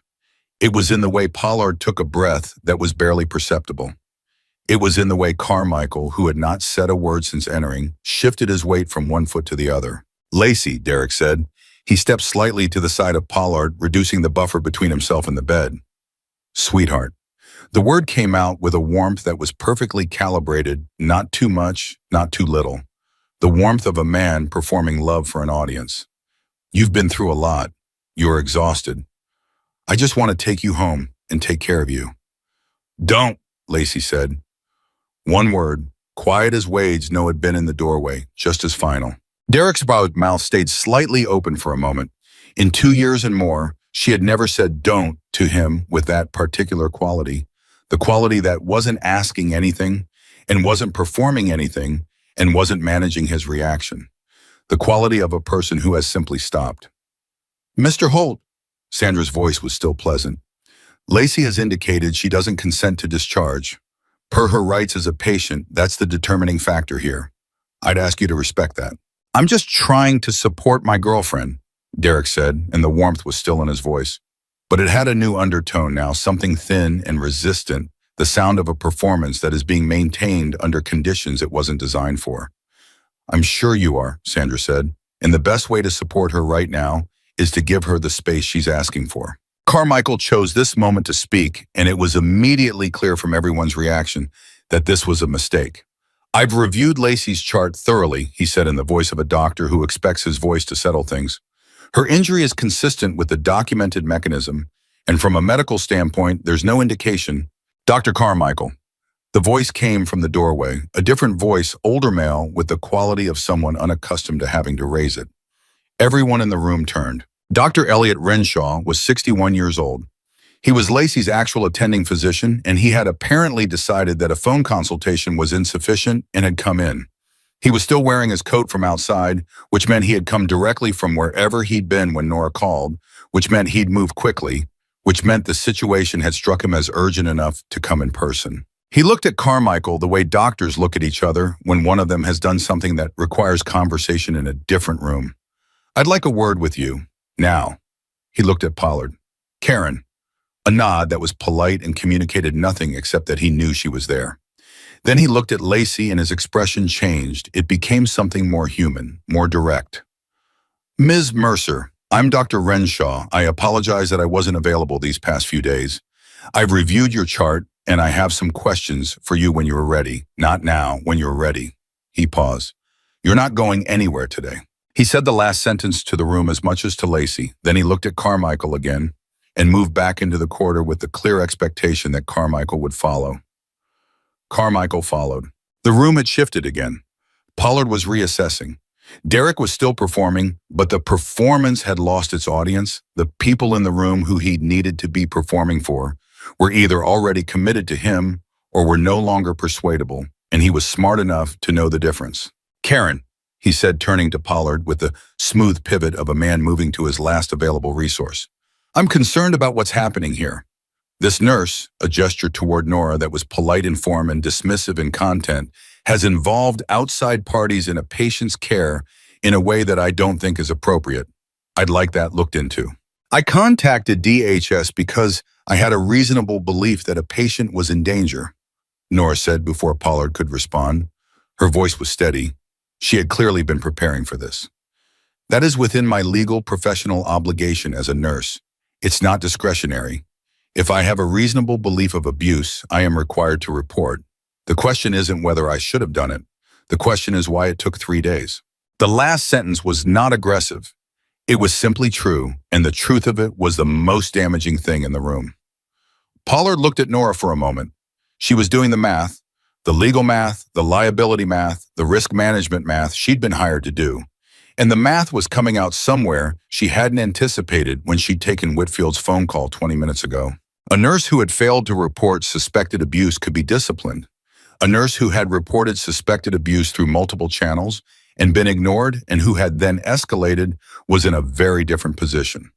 Legally, professionally, in terms of what a subsequent investigation would look like and who it would land on. We'll discuss the process issues internally, Pollard said. Her voice had shifted slightly, still professional, but the warmth was dialed back. She was in assessment mode now, not management mode. Nora, I'd like a full account of your actions and timeline. We'll meet tomorrow. Of course, Nora said. Derek recognized what was happening. Wade could see it the moment a skilled operator recognizes that the field has changed and the play that was working is no longer available. He'd seen it in different contexts, different rooms, different kinds of conflict. The tell was always the same, a brief, controlled stillness, followed by recalibration. I'm going to give Lacey some space, Derek said. He said it graciously as if it was his own idea, as if he was choosing it. I'll be in the lobby. When she's ready to talk, I'm here. He looked at Lacey. The look was the last card he had available to him in this room, and he played it carefully, not threatening nothing that anyone present could characterize as inappropriate. Just a look. The specific look she would have recognized from 2.5 years of living with it. The look that said, this isn't over and we both know it and you know what happens after. Lacey met his eyes. She held them for 3 seconds. And then she looked away from him the way you look away from something that no longer has authority over you. Not dramatically now, not with performance, just simply and finally. Derek left. Pollard said she would be in touch and followed him. The room exhaled. Sandra was already writing on her tablet. Nora leaned against the door frame with her arms crossed and the look of someone who has been sprinting and has just been told they can slow down, but isn't quite sure yet how to do that. Lacey looked at the window. He's not done, she said. No, Wade said. He's not. He's going to regroup. He's going to figure out what just stopped working and find a different angle. Yes. So why do I feel like... She stopped. Why does it feel like something changed? Because something did change, Wade said. He came in here with everything he'd built over 3 days, the chart Carmichael, the story, the board connection, and he used it all at once, and it still didn't get him what he came for. That's a loss. He can regroup, he can find new angles, but he can't unlose this room. He paused, and he knows it. In the corridor, Wade could hear it, Renshaw's voice low and direct, and Carmichael's voice responding with the particular tone of a person defending a position they know is weak. He couldn't make out the words, but the shape of the conversation was clear enough. Renshaw was not angry exactly. He was precise. He was asking questions that required specific answers and not accepting the answers that Carmichael was offering. Nora heard it too. She looked at Wade. Renshaw is old school, she said quietly. He came up in a time when doctors were accountable to their patients first. He's not going to let this go. Good, Wade said. His phone buzzed. He looked at it. Remy. He stepped into the corridor and took the call. We've got company, Remy said. Not alarmed, just reporting. 2 squad cars pulled into the lot about 3 minutes ago. Officers talked to us for a bit. We're being asked to move. What did you tell them? That we're in a public parking lot and we haven't done anything. A pause. They're not pushing hard, but they're going to. Wade did the math. Derek from the lobby had either called the police directly or gone through Whitfield, who'd gone through someone else. Either way, the logic was clear. Remove the motorcycles from the parking lot, remove the visible external pressure, leave Lacey without the anchor of knowing people were present. Don't move yet, Wade said. Give me 10 minutes. Copy that. He ended the call and turned to find Nora right behind him. Police in the lot, she asked. 2 cars. Someone called them. Derek. Or Whitfield. Nora looked at him. If your people leave... I know, he said. Hold on. He thought quickly. The bikes in the parking lot had been present, but passive, a visible fact, not a threat. If they were removed under police pressure, it would send a message back to Derek that the leverage had been reduced. Worse, it would tell Lacey that the weight she'd felt shift in her direction was not as solid as she'd thought. But he also knew what happened if his guys refused a police request to move from a parking lot and it escalated. That was a different story entirely and not one that helped Lacey. He walked back into room 14. "I need to step outside for a bit," he said. "Sandra is here. Nora is here. You're on record with the state. Nothing changes in this room while I'm gone. Do you understand?" Lacey looked at him. She nodded. "I'll be back," he said. He walked the corridor to the elevator, took it to the ground floor, and went out through the east entrance into the parking lot. The 2 squad cars were parked at the edge of the lot. 2 officers stood near them, talking to Remy, in the particular way cops talk to people they've assessed as non-immediate threats, but are still monitoring carefully. Remy was doing what Remy did in most situations, standing still, looking relaxed, volunteering. Nothing. Wade walked over. One of the officers, late 30s, the senior of the 2 from the look of the insignia, turned to assess him with the quick professional calibration that law enforcement develops around men in Hells Angels vests. He didn't reach for anything. He just watched. "These your people?" the officer asked. "Yes," Wade said. "We've had a complaint that this group is creating a disturbance." "What kind of disturbance?" Wade asked. The officer paused because the honest answer to that question was not a strong one. 11 men standing next to their legally parked motorcycles in a hospital parking lot was not technically a disturbance. The complaint had the shape of a disturbance concern without the substance of one. The caller expressed concern about intimidation, the officer said. "Is anyone intimidated?" Wade asked. He kept his voice even. "Have any hospital staff or patients reported feeling threatened? Have any of my people gone into the building? Made any noise? Made any gesture toward anyone?" "No," the officer said slowly. "We're in a public parking lot," Wade said. "We have a friend in the hospital. We're waiting for word on her status." He paused. "You're welcome to go inside and verify that our presence here is related to a patient who has an active state DHS case open on her behalf, filed approximately 40 minutes ago. You're welcome to speak with the social worker who filed it." The officer looked at him. The junior officer looked at the bikes. Remy looked at nothing in particular. "You understand why we responded," the senior officer said. "I do," Wade said. "I'd have responded too." A beat. "What's the patient's name?" "Lacey Mercer, room 14, East Wing." The senior officer looked at his partner. Something was communicated between them in the way experienced colleagues communicate, without words, mostly in the slight adjustment of stance and expression. Then the senior officer took out his radio and made a call. Wade waited. 3 minutes passed. During those 3 minutes, Remy looked at Wade once with a question in his eyes, and Wade gave him a slight shake of the head that meant hold. The radio crackled. The senior officer listened, said something back, listened again. He put the radio down. "Ms. Mercer has an active DHS case," he said. His voice had changed slightly.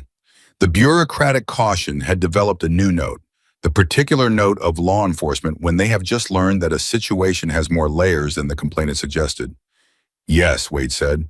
"And the complainant who called this in," he didn't finish the sentence, but Wade understood that the officer was now doing his own math, his own version of the calculation that Pollard had done upstairs, identifying which side of this situation he had wanted to be on when it finished unfolding.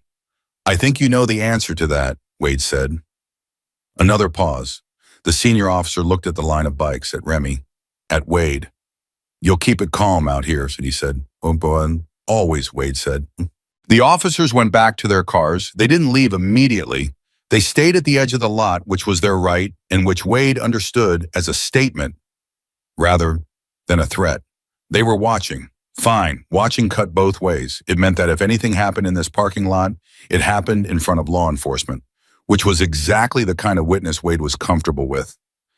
He called Remy over. "Stay exactly as you've been," he said quietly. "Don't move the bikes. If anyone else comes out and asks you to move, you call me first. You don't engage." "Understood," Remy said. "How's the girl?" "Holding Wade," Wade said. "She's going to be okay." Wade looked at the hospital entrance. "She's already more okay than she was 2 hours ago." He paused. Whether that's enough depends on what happens next. He went back inside. The East Corridor was different when he returned to it, not in any way he could point to specifically, but the texture had changed the feeling of a space where something is actively in motion rather than static. Renshaw and Carmichael were gone from the corridor. Diane Fossey, the patient advocate, had returned and was speaking with Nora near the nursing station. Two other nurses were standing, slightly apart, watching the door to room 14 with the particular alertness of people who have become aware that something significant is happening on their floor. He went back into room 14. Sandra was still there. She and Lacey were mid-conversation and didn't stop it for him. He sat back in the chair by the window and was simply present while they talked. Sandra was going through options, shelter placements, emergency housing, the process for an emergency protective order, what that meant and what it required and how long it took, and what Derek could and couldn't do while it was in effect. Lacey listened carefully. She asked specific questions. Her voice had changed from the beginning of the afternoon. It had shed several layers of careful management, and what was underneath was something more direct, more tired, and more real. At one point she asked, what does he do when he realizes the EPO is coming? What does someone like him do? It varies, Sandra said honestly. Some men in his position, men with significant local social capital, they fight it legally. They hire attorneys and they work the process. Some of them harass through channels that are technically legal and monitor obsessively. Some of them eventually move on. She paused. The common factor is that they stop operating in the dark. Once an EPO exists, every contact becomes documented. He can't do anything to you without it being recorded. That doesn't make you safe in every sense of the word, but it changes the risk profile significantly. He's going to be furious, Lacey said. Yes, Sandra said. He probably will be. I'm more afraid of his fury than I've been of anything else today, Lacey said. Not afraid, that's not the right word. I know what his anger is like. I know the shape of it. Today has been terrifying in all kinds of ways, but it's a terrifying I don't know. His anger is a terrifying I know very well, and I know what it costs. Sandra nodded slowly. That's a completely understandable response, and I want to validate it rather than minimize it. His anger is real, and your knowledge of it is real. She paused.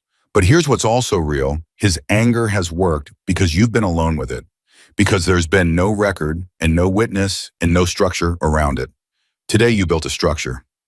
Lacey sat with that. Then she looked at Wade. The parking lot, she said. The police came. Yes. And they're still there. The bikes and the police. She processed this. Derek called them. Someone did. It didn't work, she said, more a statement than a question. The officer talked to me. He ran Lacey's name, found the open DHS case. Wade paused. Once that case exists, anyone who's applying pressure in the opposite direction has a problem. Lacey closed her eyes for a moment. When she opened them, there was something in them that hadn't been there 3 hours ago. Not resolution exactly, not peace, but the specific quality of a person who has been moving in a darkness and has just begun to be able to distinguish shapes. Then Nora appeared in the doorway, and her expression pulled the room's attention immediately. Carmichael just resigned, she said, from his coverage of this ward. Renshaw accepted it. Carmichael is leaving the building. A beat. He told Gerald at the station that he's going to take some personal time. The information landed differently on different people in the room. Sandra wrote something on her tablet without comment. Lacey blinked twice, processing. Wade felt something settle in his chest, not satisfaction, exactly more like the feeling of a thing becoming true that had been resisted for a while. He knows what's coming, Nora said. If Renshaw's peer review moves forward, and Renshaw is going to make sure it does, Carmichael's notes on this case are going to be reviewed in the context of an open DHS case in a patient advocate's report. He made a calculation. He chose to get ahead of it, Wade said. Yes. Derek's going to know Carmichael walked, Lacey said. He's going to know before the hour is out. Probably, Wade said. What does that tell you about what he does next? Wade considered it carefully. It tells me he's running out of assets inside this building. The chart protection is gone. The board connection hasn't produced what he needed. The police call didn't clear the parking lot. He's a very smart man who has just watched his entire position in this building collapse in under 3 hours. He paused. Smart men in that position usually make a decision. They either find a new angle or they recognize the field is lost and they cut. Which does Derek do? Sandra asked. Not to Wade specifically, she was asking the room, asking Lacey. Lacey was quiet for a moment.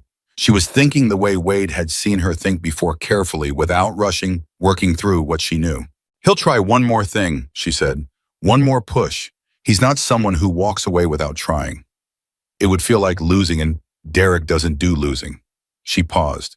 And then, when that doesn't work, and it won't work because you're all here, he'll go.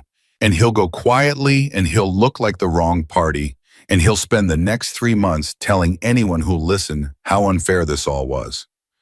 You know him, Sandra said. I know him, Lacey said. She said it without heat, without anything that looked like leftover feeling for the man himself. Just a fact delivered the way you deliver facts about things you have studied closely for a long time. 30 feet down the corridor, the elevator opened. Derek stepped out. He was alone this time. No Pollard, no Carmichael. Just himself and whatever play he decided this was going to be. He walked toward room 14 with his hands in his pockets and his face arranged into something different from everything he'd worn before. Not the warm concern, not the reasonable partner, not the administrative authority. Something quieter. Something that on a different face in a different context would have looked like sincerity. He stopped at the doorway. He looked past Wade, registered him, made the decision to not engage with him, and looked directly at Lacey. I just want 5 minutes, he said. No one else, just you and me. 5 minutes. It was the thing Lacey had predicted. The room held very still. And Lacey looked at Derek Holt, the man who had broken her wrist and called it a kitchen accident, who had spent 2 years carefully removing every person from her life, who might have told her the truth, who had stood in this room an hour ago, wearing his concerned face like a costume, and she felt something she hadn't expected to feel in this moment. Not fear, not anger, pity. Not the soft kind, not the kind that excuses, the dry, clear-eyed kind that comes from understanding someone completely and recognizing how small the real person is inside all the machinery they've built to seem large. No, she said, quietly, without heat, the way you close a door that you've decided not to open again. Derek stood there for a moment, and for the first time since he'd walked into this hospital, his face did something completely unmanaged. Just for a second, less than a second before he caught it and put it back. It was the face of a man who has just understood that he has lost. Not tactically, not administratively, not in the specific negotiation of this moment or this corridor, fundamentally. And he turned and he walked back toward the elevator and he pressed the button and he got in and the doors closed behind him. Lacey let out a breath that seemed to come from somewhere deep in her body, from a place that had been locked for 2 years, maybe longer. Maybe since before Derek, maybe since the first time she'd learned that the world could take things from you while telling you it was helping. Outside in the parking lot, the engines didn't start. The bikes didn't move. The men stood, and in room 14 in the flat institutional light of Mercy Ridge Medical Center, Lacey Mercer sat on the edge of a hospital bed and began for the first time in a very long time to think about what came next. The elevator doors closed behind Derek Holt, and the corridor went quiet in the specific way that spaces go quiet after something significant has passed through them.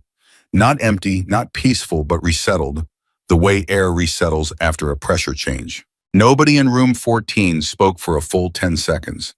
Sandra Reyes was the first to move.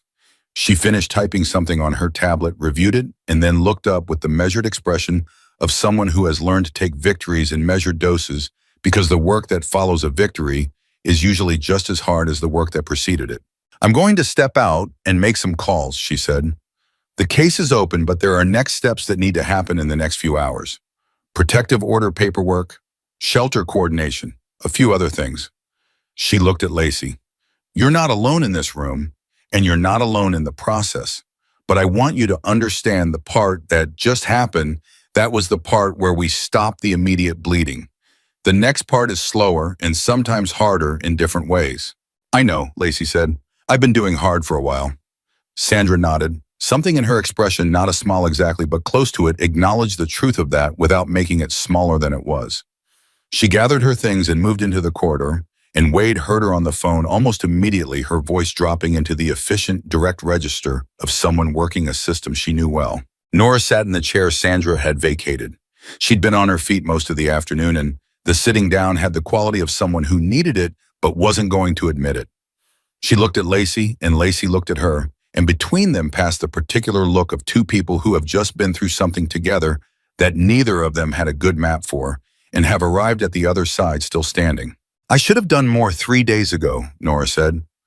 Quietly, not a performance of guilt, just a fact she was naming because it needed to be named. "You did everything you could," Lacey said. "I did everything I was willing to risk," Nora said. "That's different."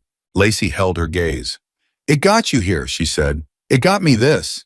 She gestured, slightly a gesture that encompassed not just the room, but the afternoon, the DHS case, Rachel on a plane, Derek walking toward an elevator with a face he couldn't manage. "That's not nothing." "No," Nora said. "It's not nothing." Wade's phone buzzed. He looked at it. Remy again. He stepped into the corridor. "Go ahead." "The 2 squad cars left about 10 minutes ago," Remy said. "But one of them came back. Just one. Parked at the entrance, not the lot. Officer went inside." Wade processed this. One officer going inside meant something different from 2 squad cars responding to a disturbance complaint. One officer going inside voluntarily meant inquiry, meant someone in law enforcement had decided they wanted a clearer picture of what was actually happening in this building. "Which officer?" Wade asked. "The senior one from before." "Okay," Wade said. "Let me know if anything changes out there." "The guys are solid," Remy said. "But Wade, it's been a few hours. Some of them have places to be." "I know. Tell them 20 more minutes. If it's not resolved in 20 minutes, I'll tell them to go." He put the phone away and stood in the corridor thinking. 20 minutes was both arbitrary and meaningful. The DHS case was open, that didn't change. The advocate's report was filed, that didn't change. Renshaw was now Lacey's attending of record in practice, as well as on paper. Carmichael had removed himself. Derek had used his last play and come up empty. The machinery was in motion. The question was whether 20 minutes was long enough for it to lock into a position where Lacey was safe before Wade had to leave. He went back into room 14. "Senior officer from the parking lot is inside the building," he said. Nora straightened slightly. "Coming here. Don't know yet. Might be talking to administration. Might be following up on the DHS call. Either way, it's another witness," Lacey said. "Yes." She had pulled her knees up slightly on the bed. Not fetal, not collapsed, more like someone finding a position that felt like her own. She'd been through so many positions in the past 3 hours. The careful practiced stillness of the woman trained not to show too much, the rigid brace of someone expecting Derek to walk through the door, the exhausted openness of someone talking to Sandra, and now this something more settled, more located. "Can I ask you something?" she said to Wade. "Yes. When this is over, when you leave here tonight, what happens, I mean for you? You go back to your life, and she paused. "I don't mean that as an accusation. I just mean in a practical sense. My apartment is Derek's apartment. My car is in his name. My phone plan is on his account. I have about $400 in a personal account he doesn't know about because I opened it 8 months ago when something in me said, start preparing, even though I wasn't ready to leave yet." She said this with the precise inventorial quality of someone who has been running these numbers in their head for a long time. "That's what I have. $400 and the clothes I was wearing when the ambulance came." "And a sister on a plane," Wade said. "And a sister on a plane," she agreed. "And an open DHS case that makes you eligible for emergency resources." "I know. Sandra told me. Emergency housing, transitional support, legal aid." She paused. "I'm not ungrateful. I'm trying to locate myself, where I am, what I actually have versus what I thought I had." "That's smart," Wade said. "That's the right thing to be doing." "It's terrifying," she said. "Also that," he said. "Both things." Nora leaned forward. "I want to say something if that's okay." Lacey looked at her. "When you came in Sunday night," Nora said, you were so contained. You had everything in its place, every answer ready. And I kept thinking that kind of containment costs something. Nobody just has that naturally, that's learned." She paused. The thing I want to say is, you're going to be somewhere in a few weeks, maybe a few months, where you don't need to be that contained anymore. And it's going to feel wrong. It's going to feel exposed and uncomfortable, and you're going to want to pull it all back in. She paused again. Don't. Lacey looked at her for a long moment. How do you know that? Nora was quiet for a second. Because I've watched enough people in this building go through versions of what you're going through. And the ones who do the best are the ones who let the containment go piece by piece instead of all at once. She paused. And because I've had my own version, different, smaller, but the same kind of learned containment. This was the first personal thing Nora had offered, and she offered it carefully, not making it about herself, just extending it as a point of contact. Lacey received it the same way, carefully understanding what it was. Thank you, Lacey said, meaning more than one thing. Footsteps in the corridor. Measured, authoritative. Wade turned.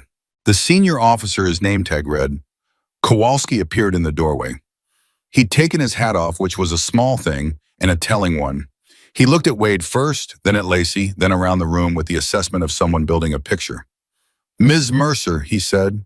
Yes, Lacey said. Officer Kowalski, I wanted to check in directly. I've spoken with the social worker in the hall. Ms. Reyes and I understand there's an active DHS case. He paused. I also want to make sure you know that if at any point you feel unsafe, or if you want to make a report regarding the circumstances of your injury, I'm here and I can take that report right now. Lacey looked at him. The offer was direct and it was real, and it landed differently from similar offers made over the past 3 days, because the person making it was standing in her room alone without Derek in the corridor outside. I already told Sandra everything, she said. That's with DHS, Kowalski said. A police report is a separate process and it has different implications, including for any potential criminal charges. He said this plainly without pressure. You don't have to make that decision right now, but I want you to know the option exists and I'm available. Lacey was quiet for a moment. My wrist, she said, is a broken wrist enough. It's assault causing bodily harm, Kowalski said.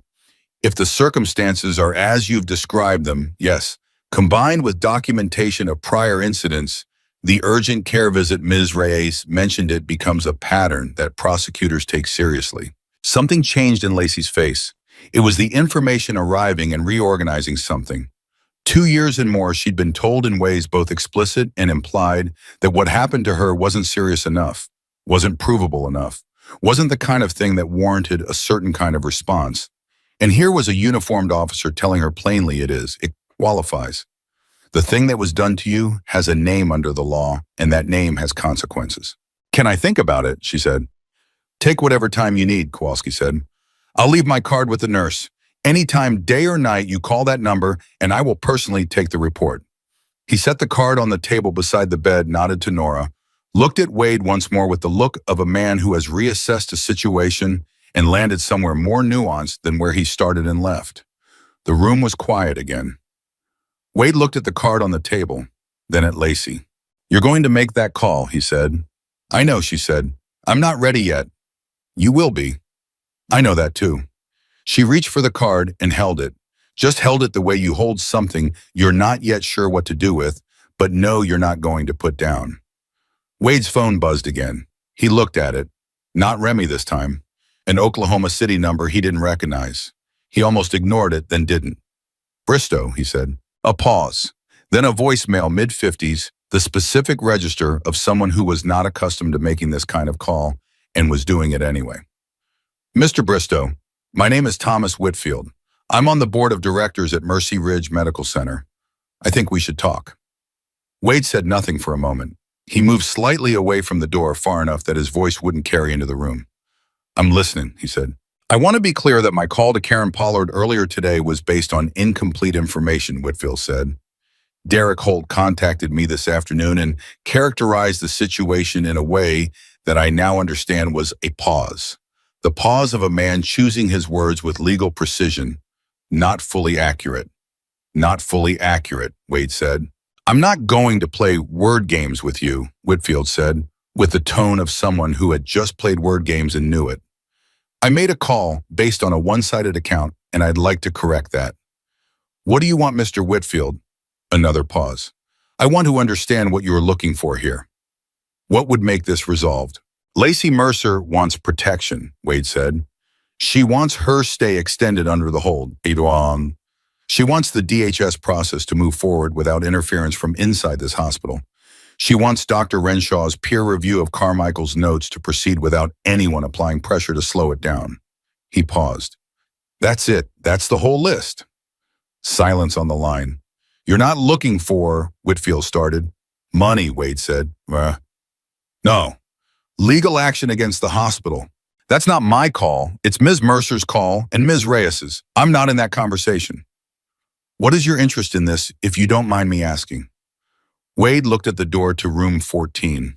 Through it faintly, he could hear Nora's voice and Lacey's voice in conversation, the quiet, real kind.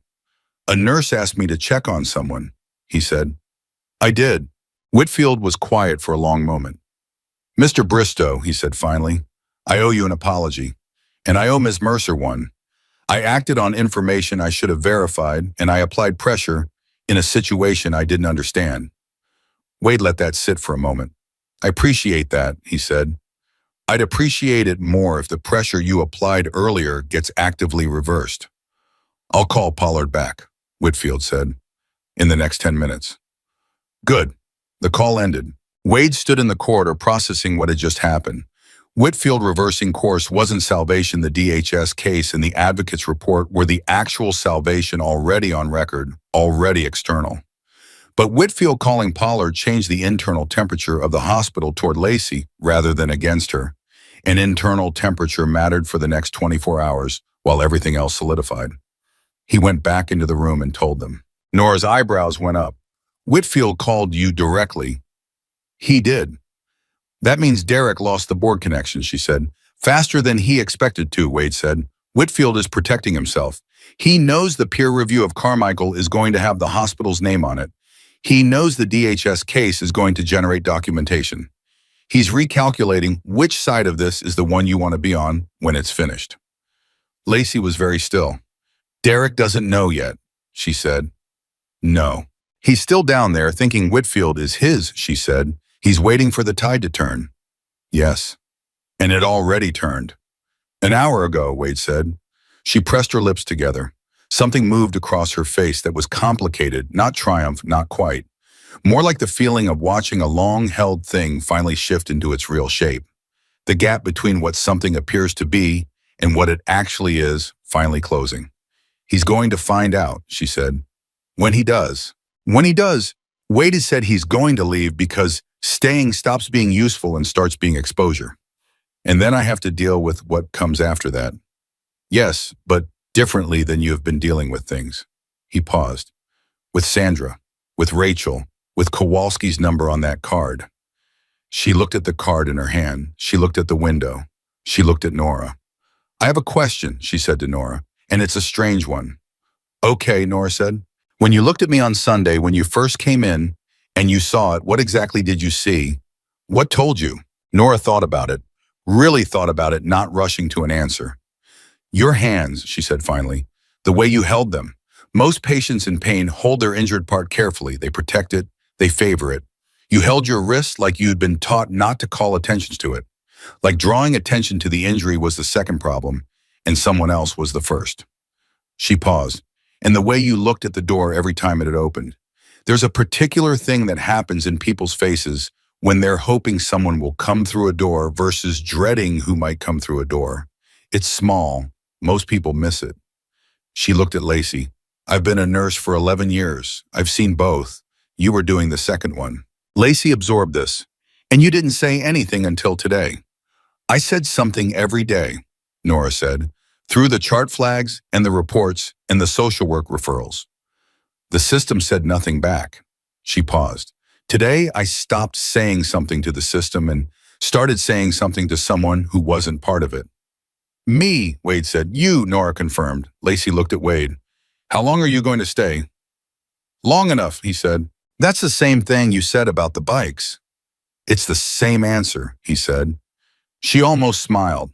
Not quite, but almost. The first time all afternoon that anything approaching that had crossed her face, and it was small and real and cost her nothing. Sandra returned to the room carrying more papers in a new quality of focused energy, the kind that meant she'd been on the phone accomplishing things. Okay, she said, settling back into the chair. Here's where we are. I've confirmed an emergency bed at Harbor House. That's the DHS affiliated shelter. It's clean, it's private, it's secure, and they have a case manager on staff. It's available tomorrow morning. She paused. Tonight you stay here. The hold is valid. Renshaw confirmed it personally with the charge nurse 20 minutes ago. She looked up. Renshaw also told me something interesting. Everyone in the room looked at her. He reviewed Carmichael's chart notes alongside the patient advocate's report, Sandra said. He believes, and this is his word, believes that Carmichael's documentation represents a deliberate mischaracterization of your injury and its likely cause. He's not just filing a peer review request. He's filing a formal complaint with the hospital's ethics board. The room was very still. That's different, Nora said quietly. That's significantly different, Sandra agreed. It means Carmichael's role in this hospital is going to be reviewed at a level that Pollard and Whitfield can't manage. It goes to a board that's independent of local administration. She paused. And it means that Derek's connection to Carmichael is now part of a formal ethics complaint, which means it's documented. Lacey looked at the brace on her wrist, at the thing that had started all of this, one miscalculation, one moment where Derek's control had cracked just enough to send her to a hospital instead of managing the injury privately. And in that crack, Nora had seen something, and in that seeing had taken the most uncertain, most unlikely action available to her. He made a mistake, Lacey said. One mistake, Wade said. In 3 years, one mistake. She paused, and this is what it looked like. Outside the room, the hospital continued its hospital business, the sounds of carts and footsteps and distant intercom calls that had been the background of the past 4 days. But inside room 14, something was different from what it had been an hour ago, 2 hours ago, 3 days ago. The air had changed. Not metaphorically, there was a literal quality of breath that was different when a room contains people who are working together openly rather than people who are managing each other carefully. Nora's radio crackled. She looked at it, then she stood. Derek's at the main entrance, she said. Security just called. He's leaving. Nobody moved for a moment. He know? Wade asked. Gerald says he got a phone call in the lobby about 20 minutes ago. After that, he stopped talking to anyone and just waited. Then he got another call about 5 minutes ago, and he walked straight to the exit. Whitfield, Wade thought. Whitfield calling Pollard saying something to someone. Word reaching Derek through the chain he'd built that the chain had just reversed direction. He left alone, Sandra asked. Yes, his car's in the main lot. He drove out. Nora paused. Gerald said he looked, she hesitated choosing the word, contained, very contained. Lacey nodded. That's what he looks like when he's furious, she said. Most people think fury looks like noise. With Derek, fury looks like perfect control. She paused. He's going to do something with it. He doesn't leave things unresolved. He's going to find a way to feel like this ended on his terms. The EPO will constrain what he can do, Sandra said. I know, but he's going to try something before the EPO is in place. She said this without alarm, with the calm certainty of someone reading a situation they know very well. What can he access? What can he do in the next 24 hours that the EPO won't stop? He can contact you directly, Sandra said. Calls, messages. Until the EPO is served, he can technically do that. But every contact becomes evidence once the case is open. He'll call my phone, Lacey said. Probably. More than once. Probably. I'm not going to answer, Lacey said. Flat, final, a decision made without drama, without the long wrestling that might have preceded it 3 hours ago. That's exactly right, Sandra said. He can also contact people around me, Lacey continued. My employer, I was working part-time before he convinced me to stop, but I still have contacts there. My friends. His version of things is going to reach people before mine does. That's real, Sandra said. And it's hard. And there's limited legal recourse for it unless he crosses into harassment. But she paused. There's also a counter-narrative, yours, which now has documentation, an open DHS case, a police officer's card, a hospital advocate's report, an ethics board complaint. His version of events is going to have a very hard time surviving contact with any of those documents. I'm not worried about people believing him forever, Lacey said. I'm worried about the next few days, before everything solidifies. Wade had been listening to this with the particular attention he paid to logistical problems, the kind of attention that wasn't emotional, but wasn't detached either. Practical, the kind his chapter applied when someone needed something to actually happen, rather than just be acknowledged. Where's your car? He asked. She looked at him. At the apartment. It's in his name. Your clothes at the apartment. Medication, important documents. My birth certificate and passport are in a drawer in my office. He doesn't know that's where I keep them. She paused. My prescription, I take blood pressure medication. It's in the bathroom cabinet. You have a key to the apartment. Not on me. It was in my bag when I came in Sunday. Where's your bag? She blinked. Locked in the patient belongings closet at the end of the corridor. They gave me the key. She reached toward the bedside drawer and produced a small tag key. I didn't want to look at it. The apartment key is probably in the bag, Wade said. Sandra was watching him with an expression that was equal parts professional caution and something more personal. Mr. Bristow, she said. I'm not suggesting anything illegal, he said. She has a right to her own belongings and her own documents from her own apartment. What I'm suggesting is that this should happen before Derek has time to, he paused, reorganize things. He's going to change the locks, Lacey said. How long before he does that? She thought. He's contained right now. He's processing.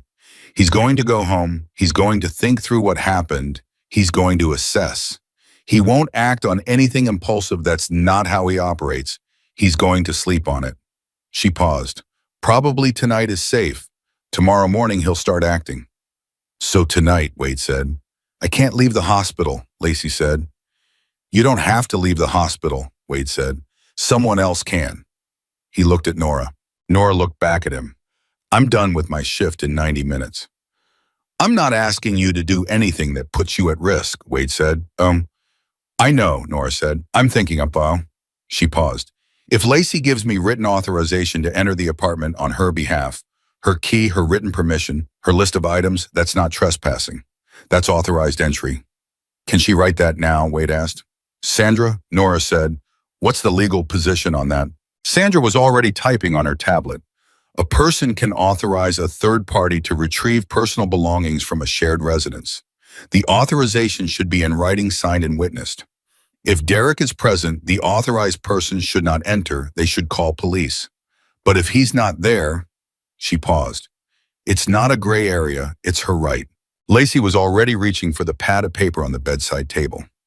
The notepad that had probably sat there for 4 days without being used. She picked up the pen. Tell me exactly what to write, she said to Sandra. Sandra dictated. Lacey wrote. Her handwriting was steady, the handwriting of a person who writes clearly and has always written clearly, the small evidence of a self that had persisted through 2 years of being managed. She signed it. Sandra witnessed it. Lacey looked at the paper for a moment. Then she gave it to Nora along with the apartment key from her bag, along with a list she wrote quickly and specifically. Passport, birth certificate, blood pressure, medication, the gray jacket in the hall closet, the photographs in the bottom desk drawer, the small blue notebook on the bookshelf between the 2 Toni Morrison novels. The blue notebook. Nora noted it but didn't ask what was in it. Lacey didn't explain. Some things were private, even in the middle of everything being not private at all. I'll go after my shift, Nora said. Not alone, Wade said. Nora looked at him. I'll send Remy, he said. He'll wait outside. If anything looks wrong, you call him and you leave. I'm a nurse, not a... I know, Wade said. That's why he waits outside. Nora held his gaze for a moment. Then she folded the authorization and the key and put them in her pocket. All right, Sandra looked at her tablet. Lacey, I have one more piece of this to walk through with you while we still have time. The EPO application. I can help you complete it tonight and file it first thing tomorrow. I want to go through what it covers and what it doesn't, so you understand it fully before you sign. I'm ready, Lacey said. They began to work through it. Wade stepped back, giving them the room. He went to the window and looked down at the parking lot where Remy and the others were still positioned, smaller now. As evening came on, the light changing around them but present. He took out his phone and called Remy. Derek left the building about 15 minutes ago, Wade said. I need you to do something tonight after your shift. He paused. No, stay there for now. I'll explain. He gave Remy the address and the situation in the succinct way he gave all logistical information. What, where, why, what to do if something goes wrong. Remy asked 2 questions. Wade answered them. The call ended in under 3 minutes. He stood at the window for a moment longer. The evening was coming down fast in the particular Oklahoma City way quickly, with a change in the quality of the air that you could feel even through glass. He'd spent most of his adult life in this city. He knew its light, its rhythms, the specific way a Tuesday evening felt different from a Wednesday one. He thought about Derek Holt driving home in his car to his apartment with his contained fury and his reassessing mind. He thought about what it was like to be that kind of man, the kind who built systems instead of relationships, who treated other people as variables in an equation, who had learned to weaponize institutions with such skill that he'd probably stopped seeing it as a weapon and started seeing it as simply how things worked. He thought about what it was like to watch those systems fail all at once, in an afternoon because a nurse had looked at her patient's hands. Behind him, Sandra and Lacey were going through the EPO language. Lacey was asking questions specific, careful the questions of someone who has learned to understand the fine print, because the fine print is where things have been hidden before. Sandra was answering with the same specificity and patience.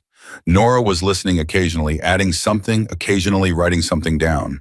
It was Wade thought the most ordinary, remarkable thing he'd ever been part of. His phone buzzed. He looked at it. Rachel Mercer, the number he got me from Lacey's phone an hour ago when he'd asked for it. He answered. This is Wade. She told me about you.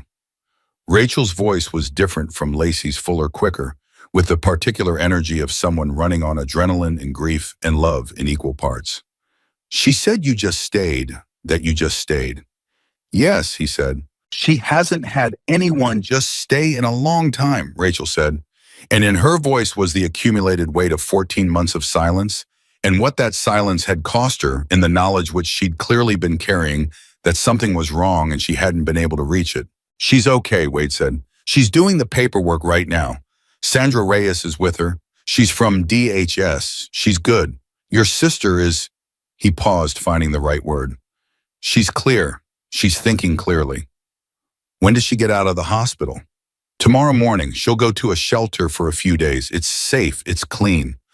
I'll be there tomorrow afternoon, Rachel said. I have a 6 a.m. flight. A pause. Is she going to be okay? Not tonight, I mean in the long run. Wade looked at Lacey across the room. At the way she was sitting, the way she was reading the papers Sandra put in front of her, the way her handwriting on the authorization had been steady. Yes, he said. I think she is. You think, Rachel said. I don't make promises about things I can't control, he said. But I think yes. A long exhale on the other end of the line. The sound of someone who has been holding their breath for longer than one afternoon. Thank you, Rachel said. It was simple and it was real and it was the kind of thanks that has no appropriate response except acknowledgement. Your sister did the hard part, Wade said. She's the one who stayed in that room and said no when it would have been easier to say yes. She's the one who called you. He paused. We just made it possible for her to do the hard part. The call ended. Nora appeared at his elbow. She'd been listening to the last part. She looked at him with an expression he didn't quite know how to read. It had something in it that was professional and something in it that was much older than professional. You know, she said, when I whispered in that treatment bay, I didn't know what I was asking you to do. I didn't know if you'd go to room 14. I didn't know if you'd stay. I didn't know if it would matter. She paused. I just knew that you were the only option left that I hadn't tried. That was enough, he said. Was it? He looked at Lacey across the room, signing her name at the bottom of the EPO application with Sandra's pen, her broken wrist braced and steady, her face carrying the particular expression of someone doing a thing that is both completely terrifying and completely necessary. Look at her, he said to Nora. Nora looked. That's enough, Wade said. Then the door opened and Renshaw came in, coat still on, moving with the specific energy of a man who has spent the past hour doing several things at once and has come to deliver results. He looked around the room, registered everyone present with the efficiency of a doctor taking in a complex situation, and spoke directly to Lacey. Ms. Mercer, I owe you an apology, a significant one. He said this plainly without the elaborate professional hedging that institutional apologies usually carry. You should have had full and undivided medical care the moment you arrived in this hospital. That did not happen. I have filed a formal complaint with the ethics board regarding Dr. Carmichael's conduct, and I have personally contacted the chief of staff to flag the situation. He paused. I want to ask you something, and I want you to know that your answer doesn't affect your care in any way. Did Carmichael speak to you privately at any point during your stay? Once, Lacey said. On the first day, he came in alone and asked me about the injury. He already knew Derek's version. She paused. He was telling me what the story was going to be, not asking me what happened. Renshaw's expression didn't change, but something behind it solidified into a particular kind of resolve that doctors who are also good people develop when they understand exactly what has been done wrong on their watch. That's going into the complaint, he said. Word for word, if you're willing. I'm willing, Lacey said. Good.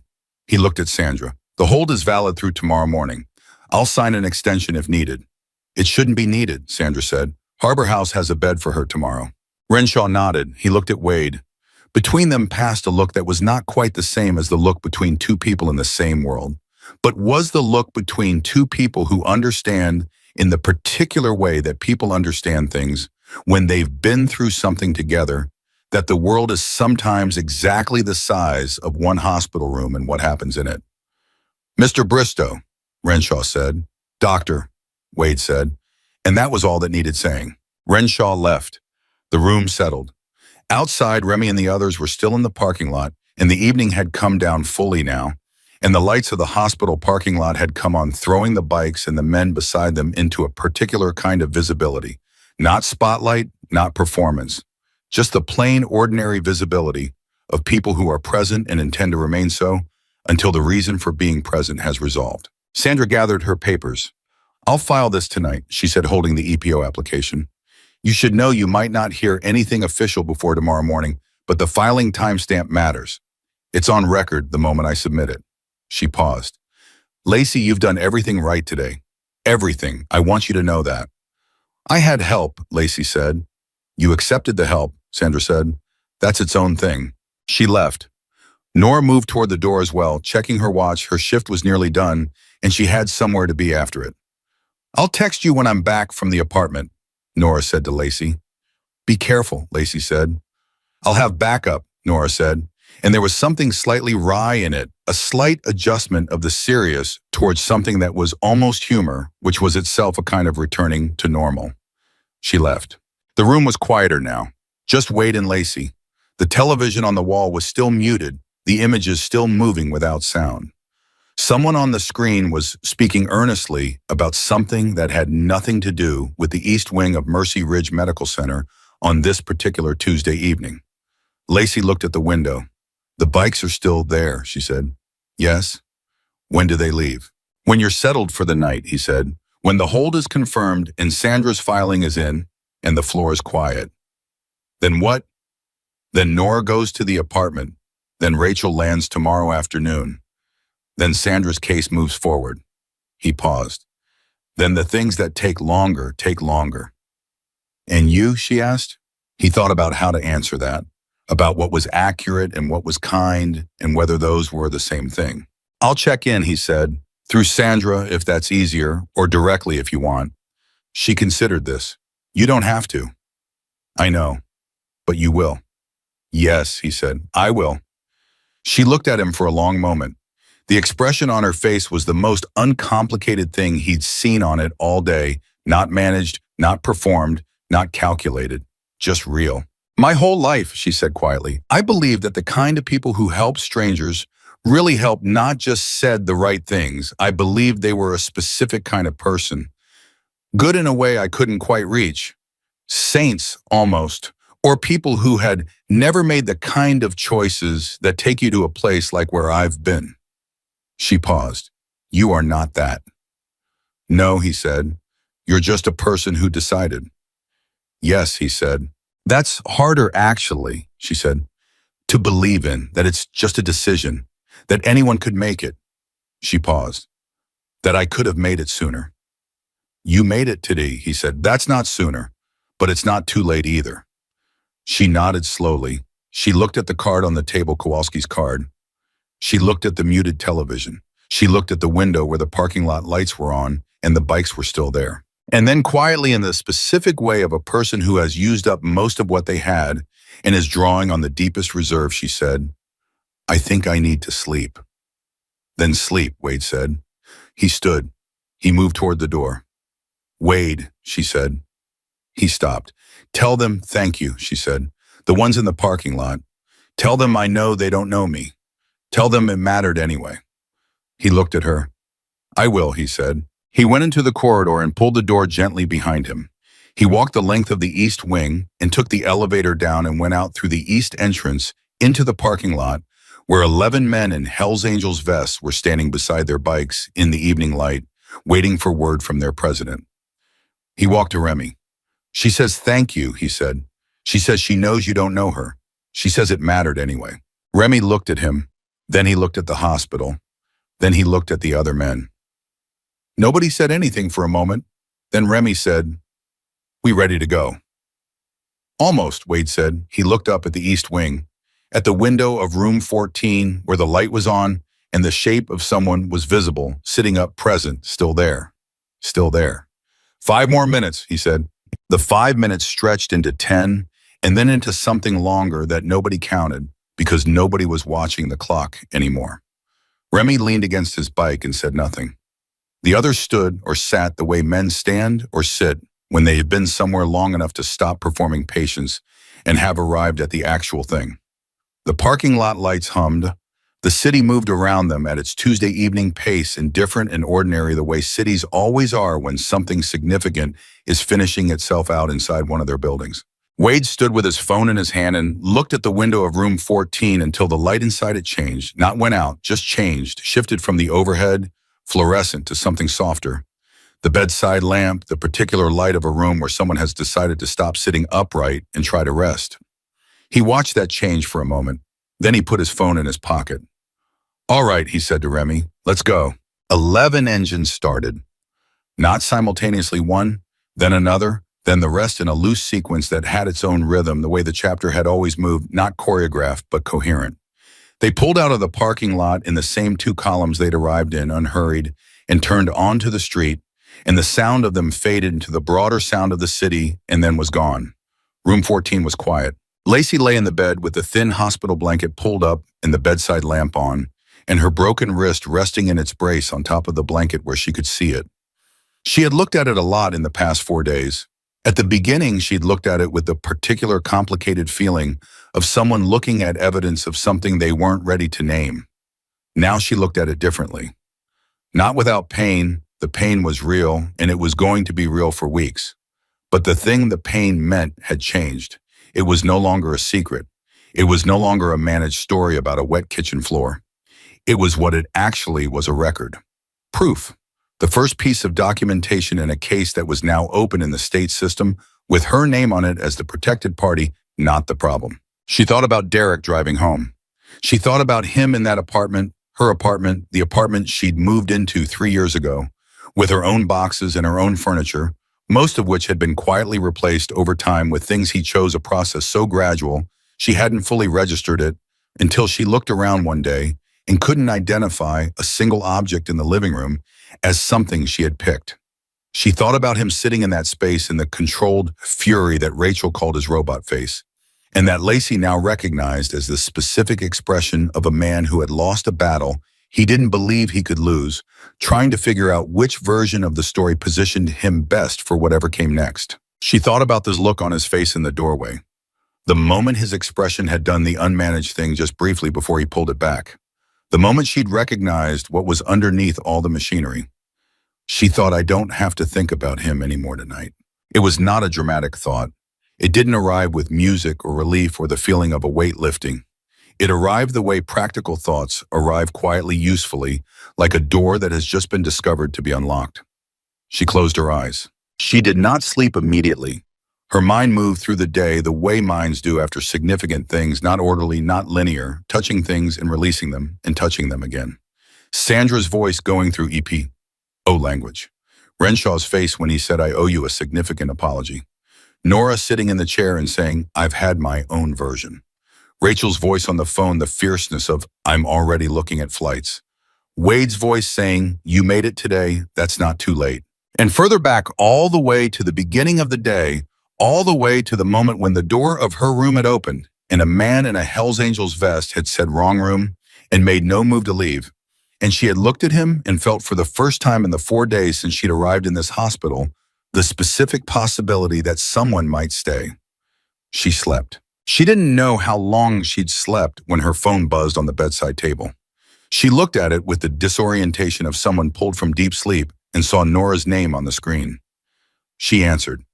I'm outside the apartment, Nora said. She was speaking quietly. Remy is in his truck across the street. Derek's car isn't here. It might be in the parking garage below the building, Lacey said. Her voice was thick with sleep and she cleared it. He parks underground when he wants to, when he doesn't want anyone to see if he's home. A pause. Okay, I'm going to go in. The lock sometimes sticks, Lacey said. You have to lift the handle slightly while you turn. Got it. Another pause and Lacey could hear the small sounds of it, footsteps, a key in a lock, the specific tiny resistance of a door that she had opened and closed. So many times that she knew its personality. I'm in, Nora said quietly. Lights off, Lacey said. Don't turn on anything. Use your phone flashlight. Already doing that. A pause. Your things. Where's the office? Lacey talked her through it. The desk drawer where the passport and birth certificate lived in a manila envelope she'd labeled documents, in the deliberate way of a person making a plan they weren't ready to admit was a plan. The bathroom cabinet middle shelf, the prescription bottle with the white label, the hall closet gray jacket second from the left, the bookshelf in the bedroom, Toni Morrison, the blue notebook between them, the photographs she'd said, bottom desk drawer. What do they look like? Nora asked. There's an envelope, Lacey said. Brown, it's held shut with a rubber band. Don't open it, just bring it. Okay, the sound of a drawer. Got it. The notebook, Lacey said. A pause. Between the Morrison books, yes, got it. Another pause, different quality. Lacey. What? There's a lot of her stuff here. His stuff, I mean. This doesn't look like a place where two people live together. It looks like a place where one person lives and another person's belongings are permitted. Lacey closed her eyes. I know, she said. I'm sorry, I shouldn't have. No, Lacey said. Say it. I want someone to say it out loud. A quiet beat. It's his apartment. Even with your things in it, it was always his. Yes, Lacey said. I think I knew that. I think I knew it for a long time before I knew it. I'm getting out, Nora said. I have everything on your list. Nora, Lacey paused. Is there a plant on the kitchen windowsill? A small succulent in a yellow pot. I see it. Take it, Lacey said. A short silence. The succulent. It was mine when I moved in. It's the only thing left that was mine when I moved in. She heard Nora move, the soft sound of a pot being lifted. It's coming with me, Nora said. I'll bring everything tomorrow morning before I start my shift. Thank you, Lacey said. Try to sleep, Nora said. Tomorrow is a big day. All of today was a big day. Yes, Nora said, it was. The call ended. Lacey put the phone face down on the bedside table. She lay in the quiet room with the lamp on and thought about a small succulent in a yellow pot sitting in Nora's car, traveling across Oklahoma City in the late evening, the only living thing she'd brought into that apartment that was still alive and still hers. She thought that's enough to start with. She slept again, and this time it held. In the morning, Mercy Ridge was different, not in any dramatic way. The same flat institutional light, the same sounds, the same rhythms of a hospital turning over its shift. But room 14 was different because the person in it was different. Not recovered, not past anything, but present in a way she hadn't been at the beginning of the week. Lacey woke early before the shift change and sat up and ate the hospital breakfast without the hollow automatic quality that eating had had for 4 days. She tasted it. She noticed that the coffee was bad. She noticed that the sky through the window was going from dark to the particular shade of early Oklahoma morning that she'd grown up with and had forgotten she missed. Nora arrived at 7:30 before her shift started with a canvas bag that contained a gray jacket, a prescription bottle, a manila envelope, a brown envelope held with a rubber band, a blue notebook, and a small succulent in a yellow pot. She set them on the bed, and Lacey looked at them for a moment without touching them. Then she picked up the yellow pot and held it in her uninjured hand. "Thank you," she said, and meant the whole of the past 24 hours with it. "How did you sleep?" Nora asked. "Better than I expected," Lacey said. "Derek called 3 times. Did you answer no? Flat, final. But I looked at the call log this morning, 3 times between midnight and 2 a.m. She paused. "Sandra said every contact goes into the file. I screenshotted the log." "Good," Nora said. "That's exactly right." "It felt strange," Lacey said, "documenting instead of managing. Like I'd switched which direction I was facing." "That's exactly what you did," Nora said. Sandra arrived at 9 with the EPO confirmation filed the previous night, timestamp 11:47 p.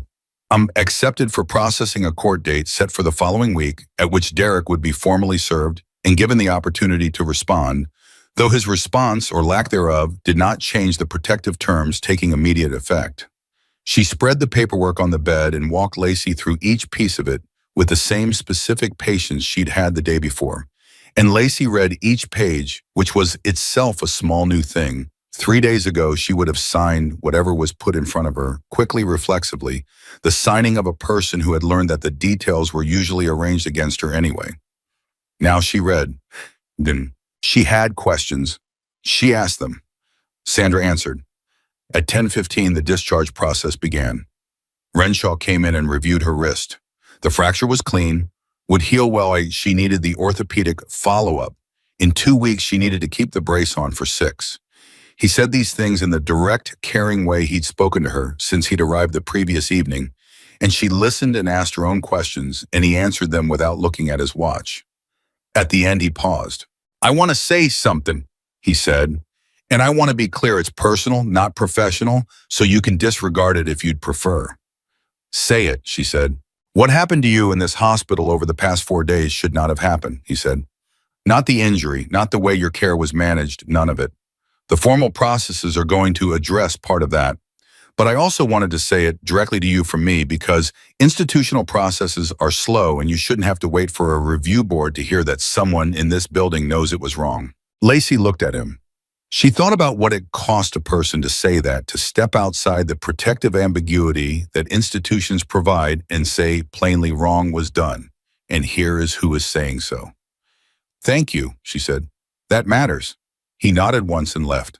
The Harbor House case manager, a woman named Priya who was young and organized and had the particular energy of someone who cared deeply about her work and had learned to channel it into practicality rather than emotion, arrived at 11 to walk Lacey through what the next few days would look like.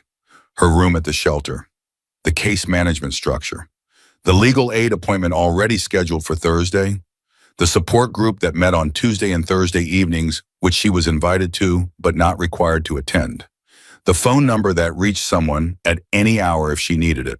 Lacey listened to all of it with the same careful reading the details attention she'd brought to the EPO paperwork. She asked questions. She wrote things down in the blue notebook, which she'd opened finally that morning, and which turned out to contain in her own handwriting from various points over the past 8 months a record. Dates. Incidents described in the specific, precise language of a person building a case before they were ready to call it that. The urgent care visit before Thanksgiving. 3 other incidents described briefly, clinically, with dates and times and her own account of what happened. When Priya left, Lacey looked at the notebook and said to Nora, "I've been preparing for longer than I thought." "Part of you knew," Nora said. "Part of me knew," Lacey agreed. "The rest of me kept saying there was another explanation." "That's not weakness," Nora said. "That's survival. That's your mind protecting you until you were ready." Lacey looked at the notebook. "I'm going to give this to Sandra." "Yes," Nora said. "You should." She called Sandra, and Sandra was there within 20 minutes and received the notebook with the quiet gravity of someone receiving something significant, which it was. 8 months of documentation in Lacey Mercer's own handwriting, dated and specific, describing a pattern that corroborated everything she'd told the hospital, the social worker, and the police officer who'd left his card. Sandra looked through the first few pages without reading, just confirming what she was holding, and then looked up. "This changes the criminal case substantially," she said. "I know," Lacey said. "I want to make the report. The one officer, Kowalski, offered." "I'll call him now," Sandra said. Kowalski arrived at 12:30. He sat in the chair, the same chair that had held Wade and Diane Fossey, and Sandra the chair that had become, over the course of one day, something like a witness stand in the small court of room 14, and he took Lacey's report. He asked questions in the same direct, non-pressuring way he'd offered the option the previous evening.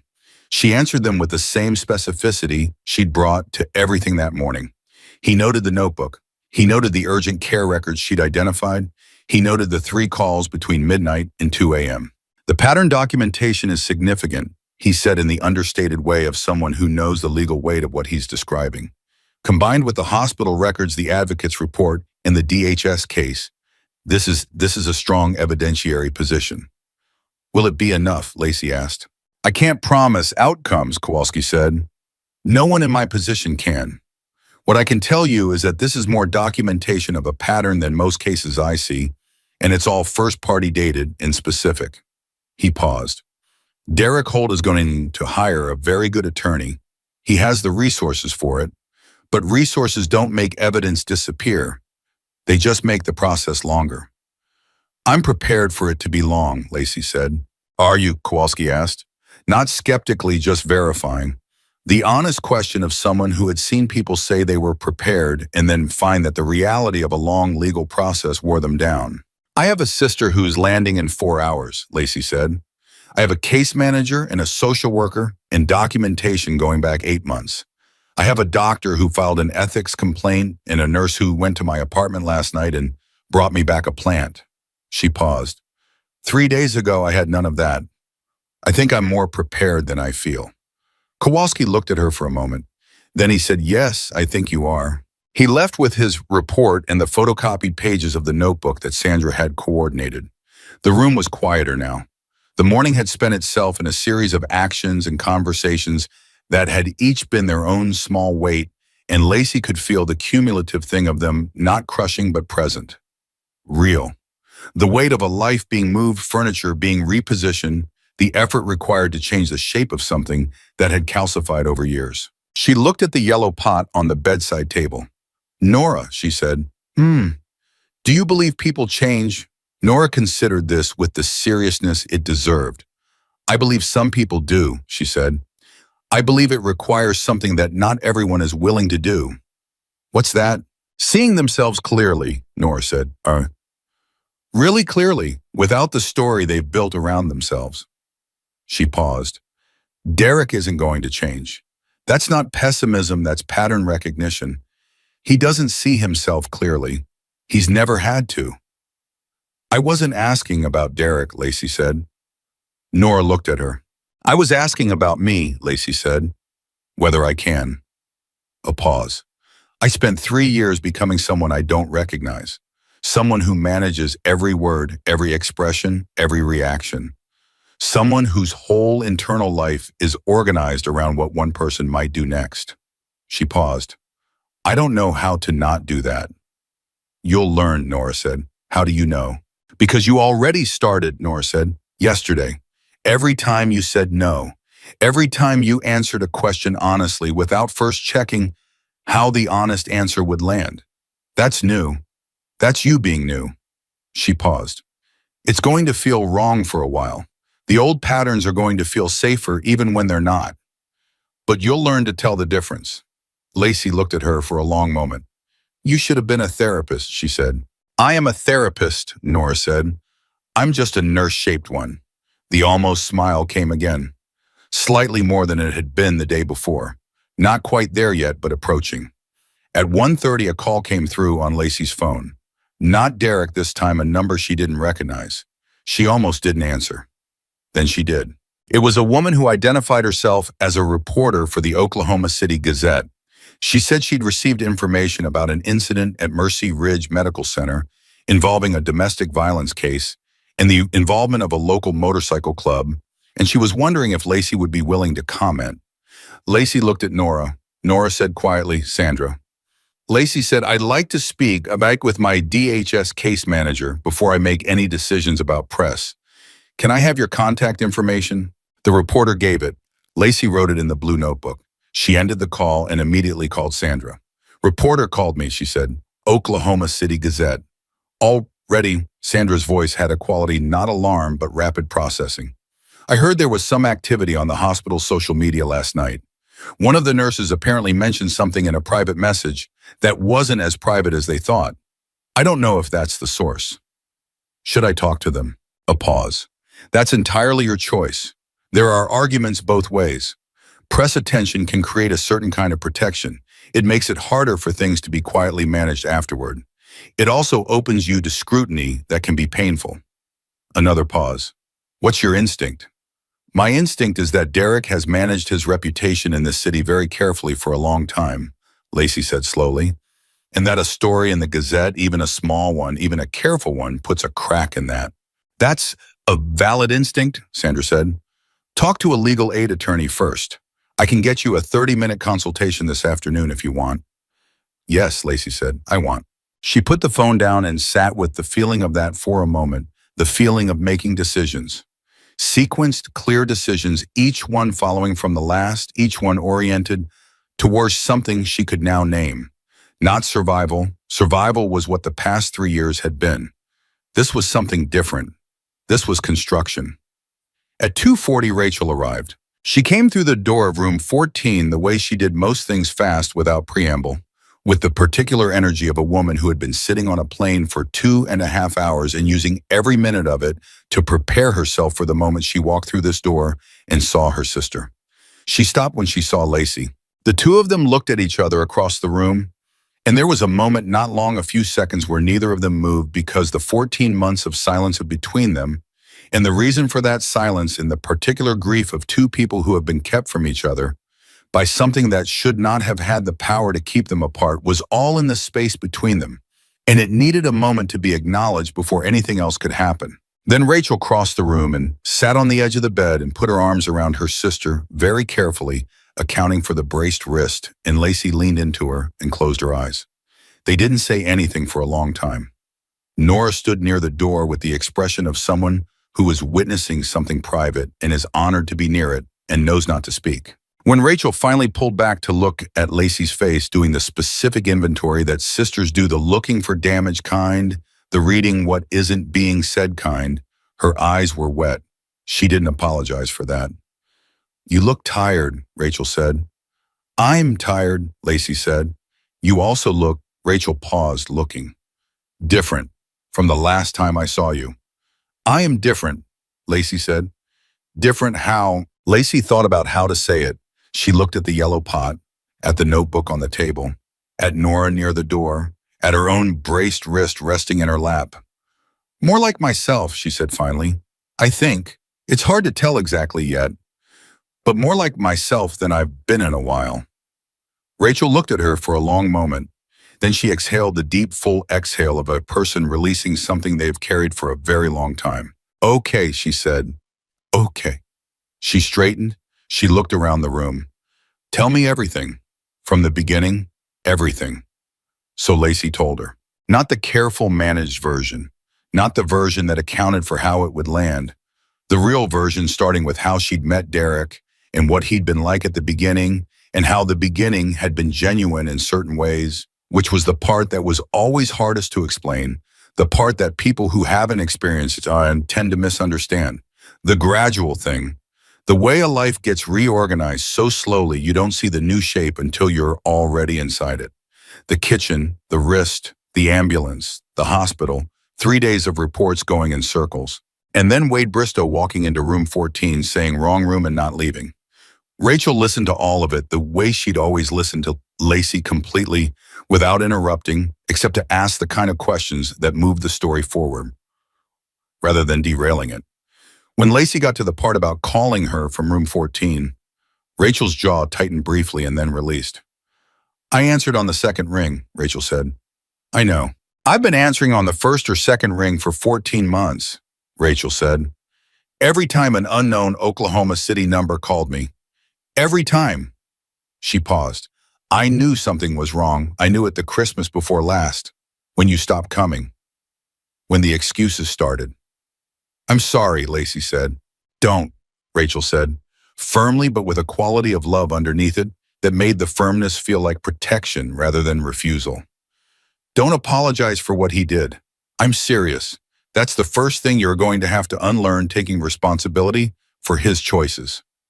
Lacey looked at her. Something moved across her face, recognition, and something that was the beginning of relief.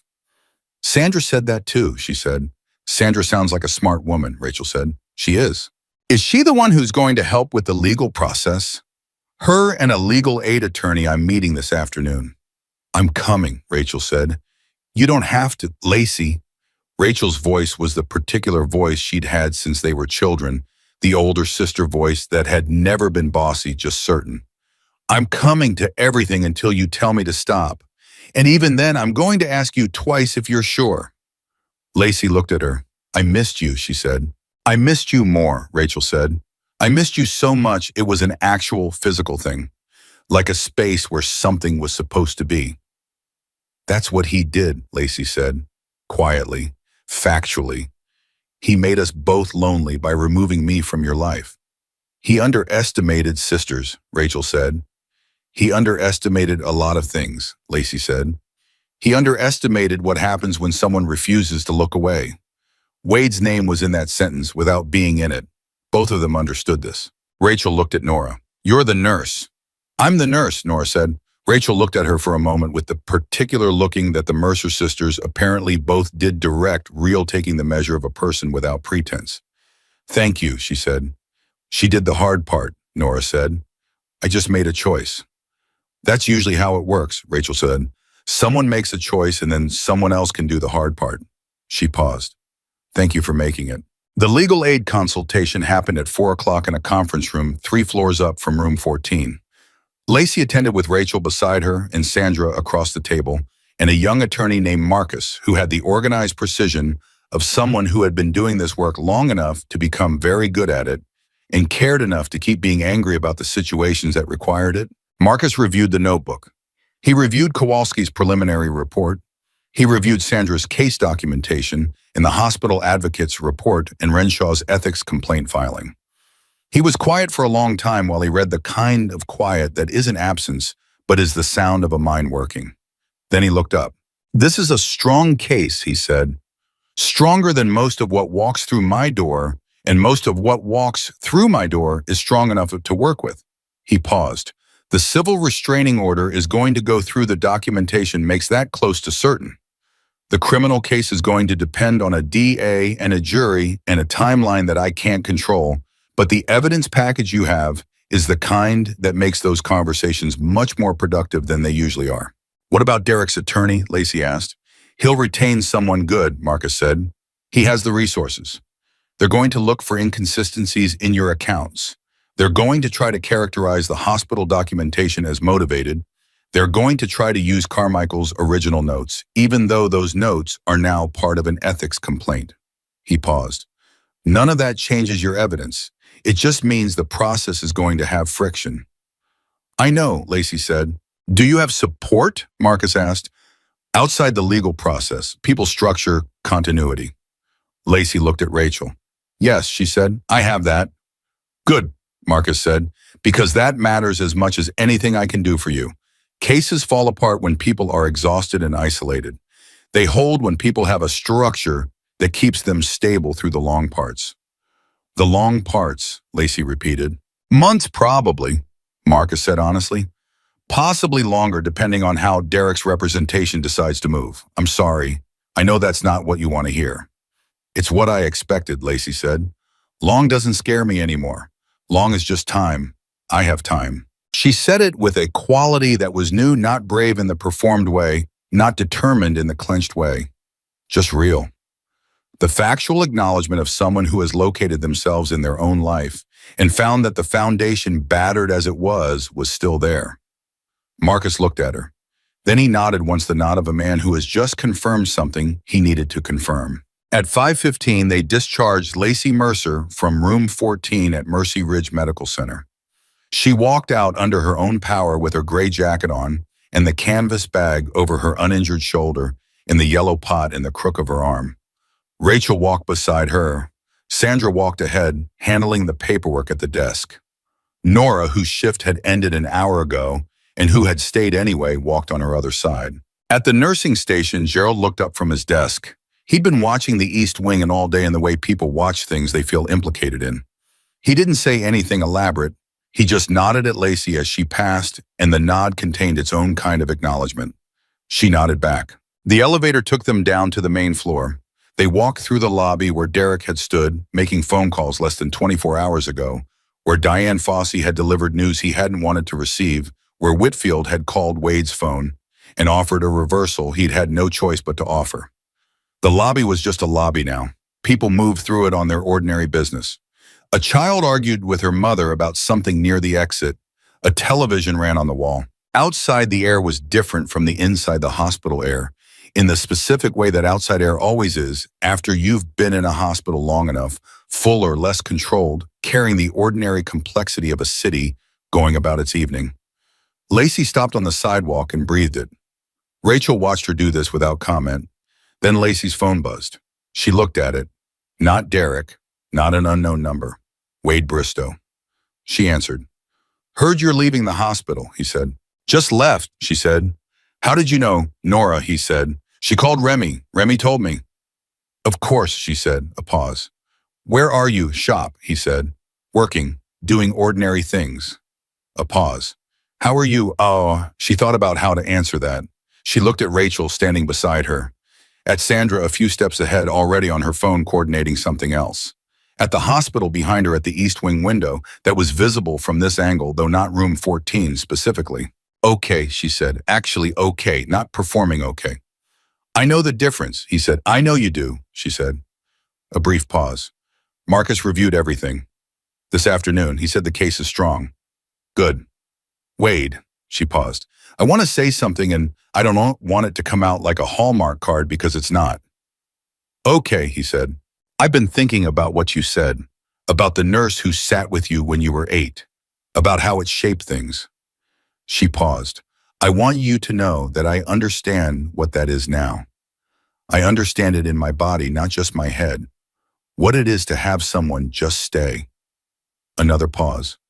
You didn't fix everything. You couldn't. Most of this is going to take a long time and a lot of people and a lot of difficult days, but you changed what was possible. She stopped. That's what I wanted to say. You changed what was possible. The line was quiet for a moment. The nurse who sat with me, Wade said. I never knew her name. I was 8. I didn't think to ask. She just sat for a few hours and then I got taken somewhere and I never saw her again. He paused. I used to think about what that cost her. Probably nothing. Probably she did it and went home and forgot about it. Another pause. And it was the thing I remembered for 40 years. Lacey looked at the hospital. Go to Harbor House, Wade said. Get settled. Call Rachel when you need to. Let Sandra's process do what it's going to do. A pause. I'll check in. You said that last night, she said. And I'm saying it again, he said. I know you'll do it, she said. Then we understand each other, he said. She ended the call and stood on the sidewalk with the yellow pot in the crook of her arm and the Oklahoma City evening coming down around her. Rachel touched her shoulder, not the injured side, the other one, a careful touch that understood the geography of where Lacey hurt without being told. Ready, Rachel said. Lacey took a breath. She thought about the apartment that was Derek's apartment, even with her things in it, about the $400 in the account he didn't know about, which turned out to be the first brick of the foundation, about the notebook she'd been keeping without letting herself know why she was keeping it, about the part of her that had been preparing all along quietly in the way of someone who wasn't ready to leave, but was getting ready to be ready. She thought about Nora leaning forward in that treatment bay and saying 2 words so quietly they might have been nothing at all. And what had come from those 2 words, the chain of it, each link chosen, each link held by someone who decided that not doing anything was worse than doing something uncertain. She thought about what she'd said to Wade. You changed what was possible. And she thought, yes. And now I change what comes next. Ready, she said. She walked forward, not away from something, towards something, the specific, uncertain, necessary something of a life being reclaimed one day at a time, one decision at a time, one I don't consent, and one make the call, and one no, I wasn't going to tell you not to come at a time. There was nothing easy about what was ahead of her. The EPO hearing, the criminal case, the long process of rebuilding a life from $400 in a canvas bag in a succulent that had survived 3 years in Derek Holt's apartment without his permission. The therapy she would start in 3 weeks. The Tuesday evenings at the support group that she would attend twice feeling like a fraud and then keep attending anyway.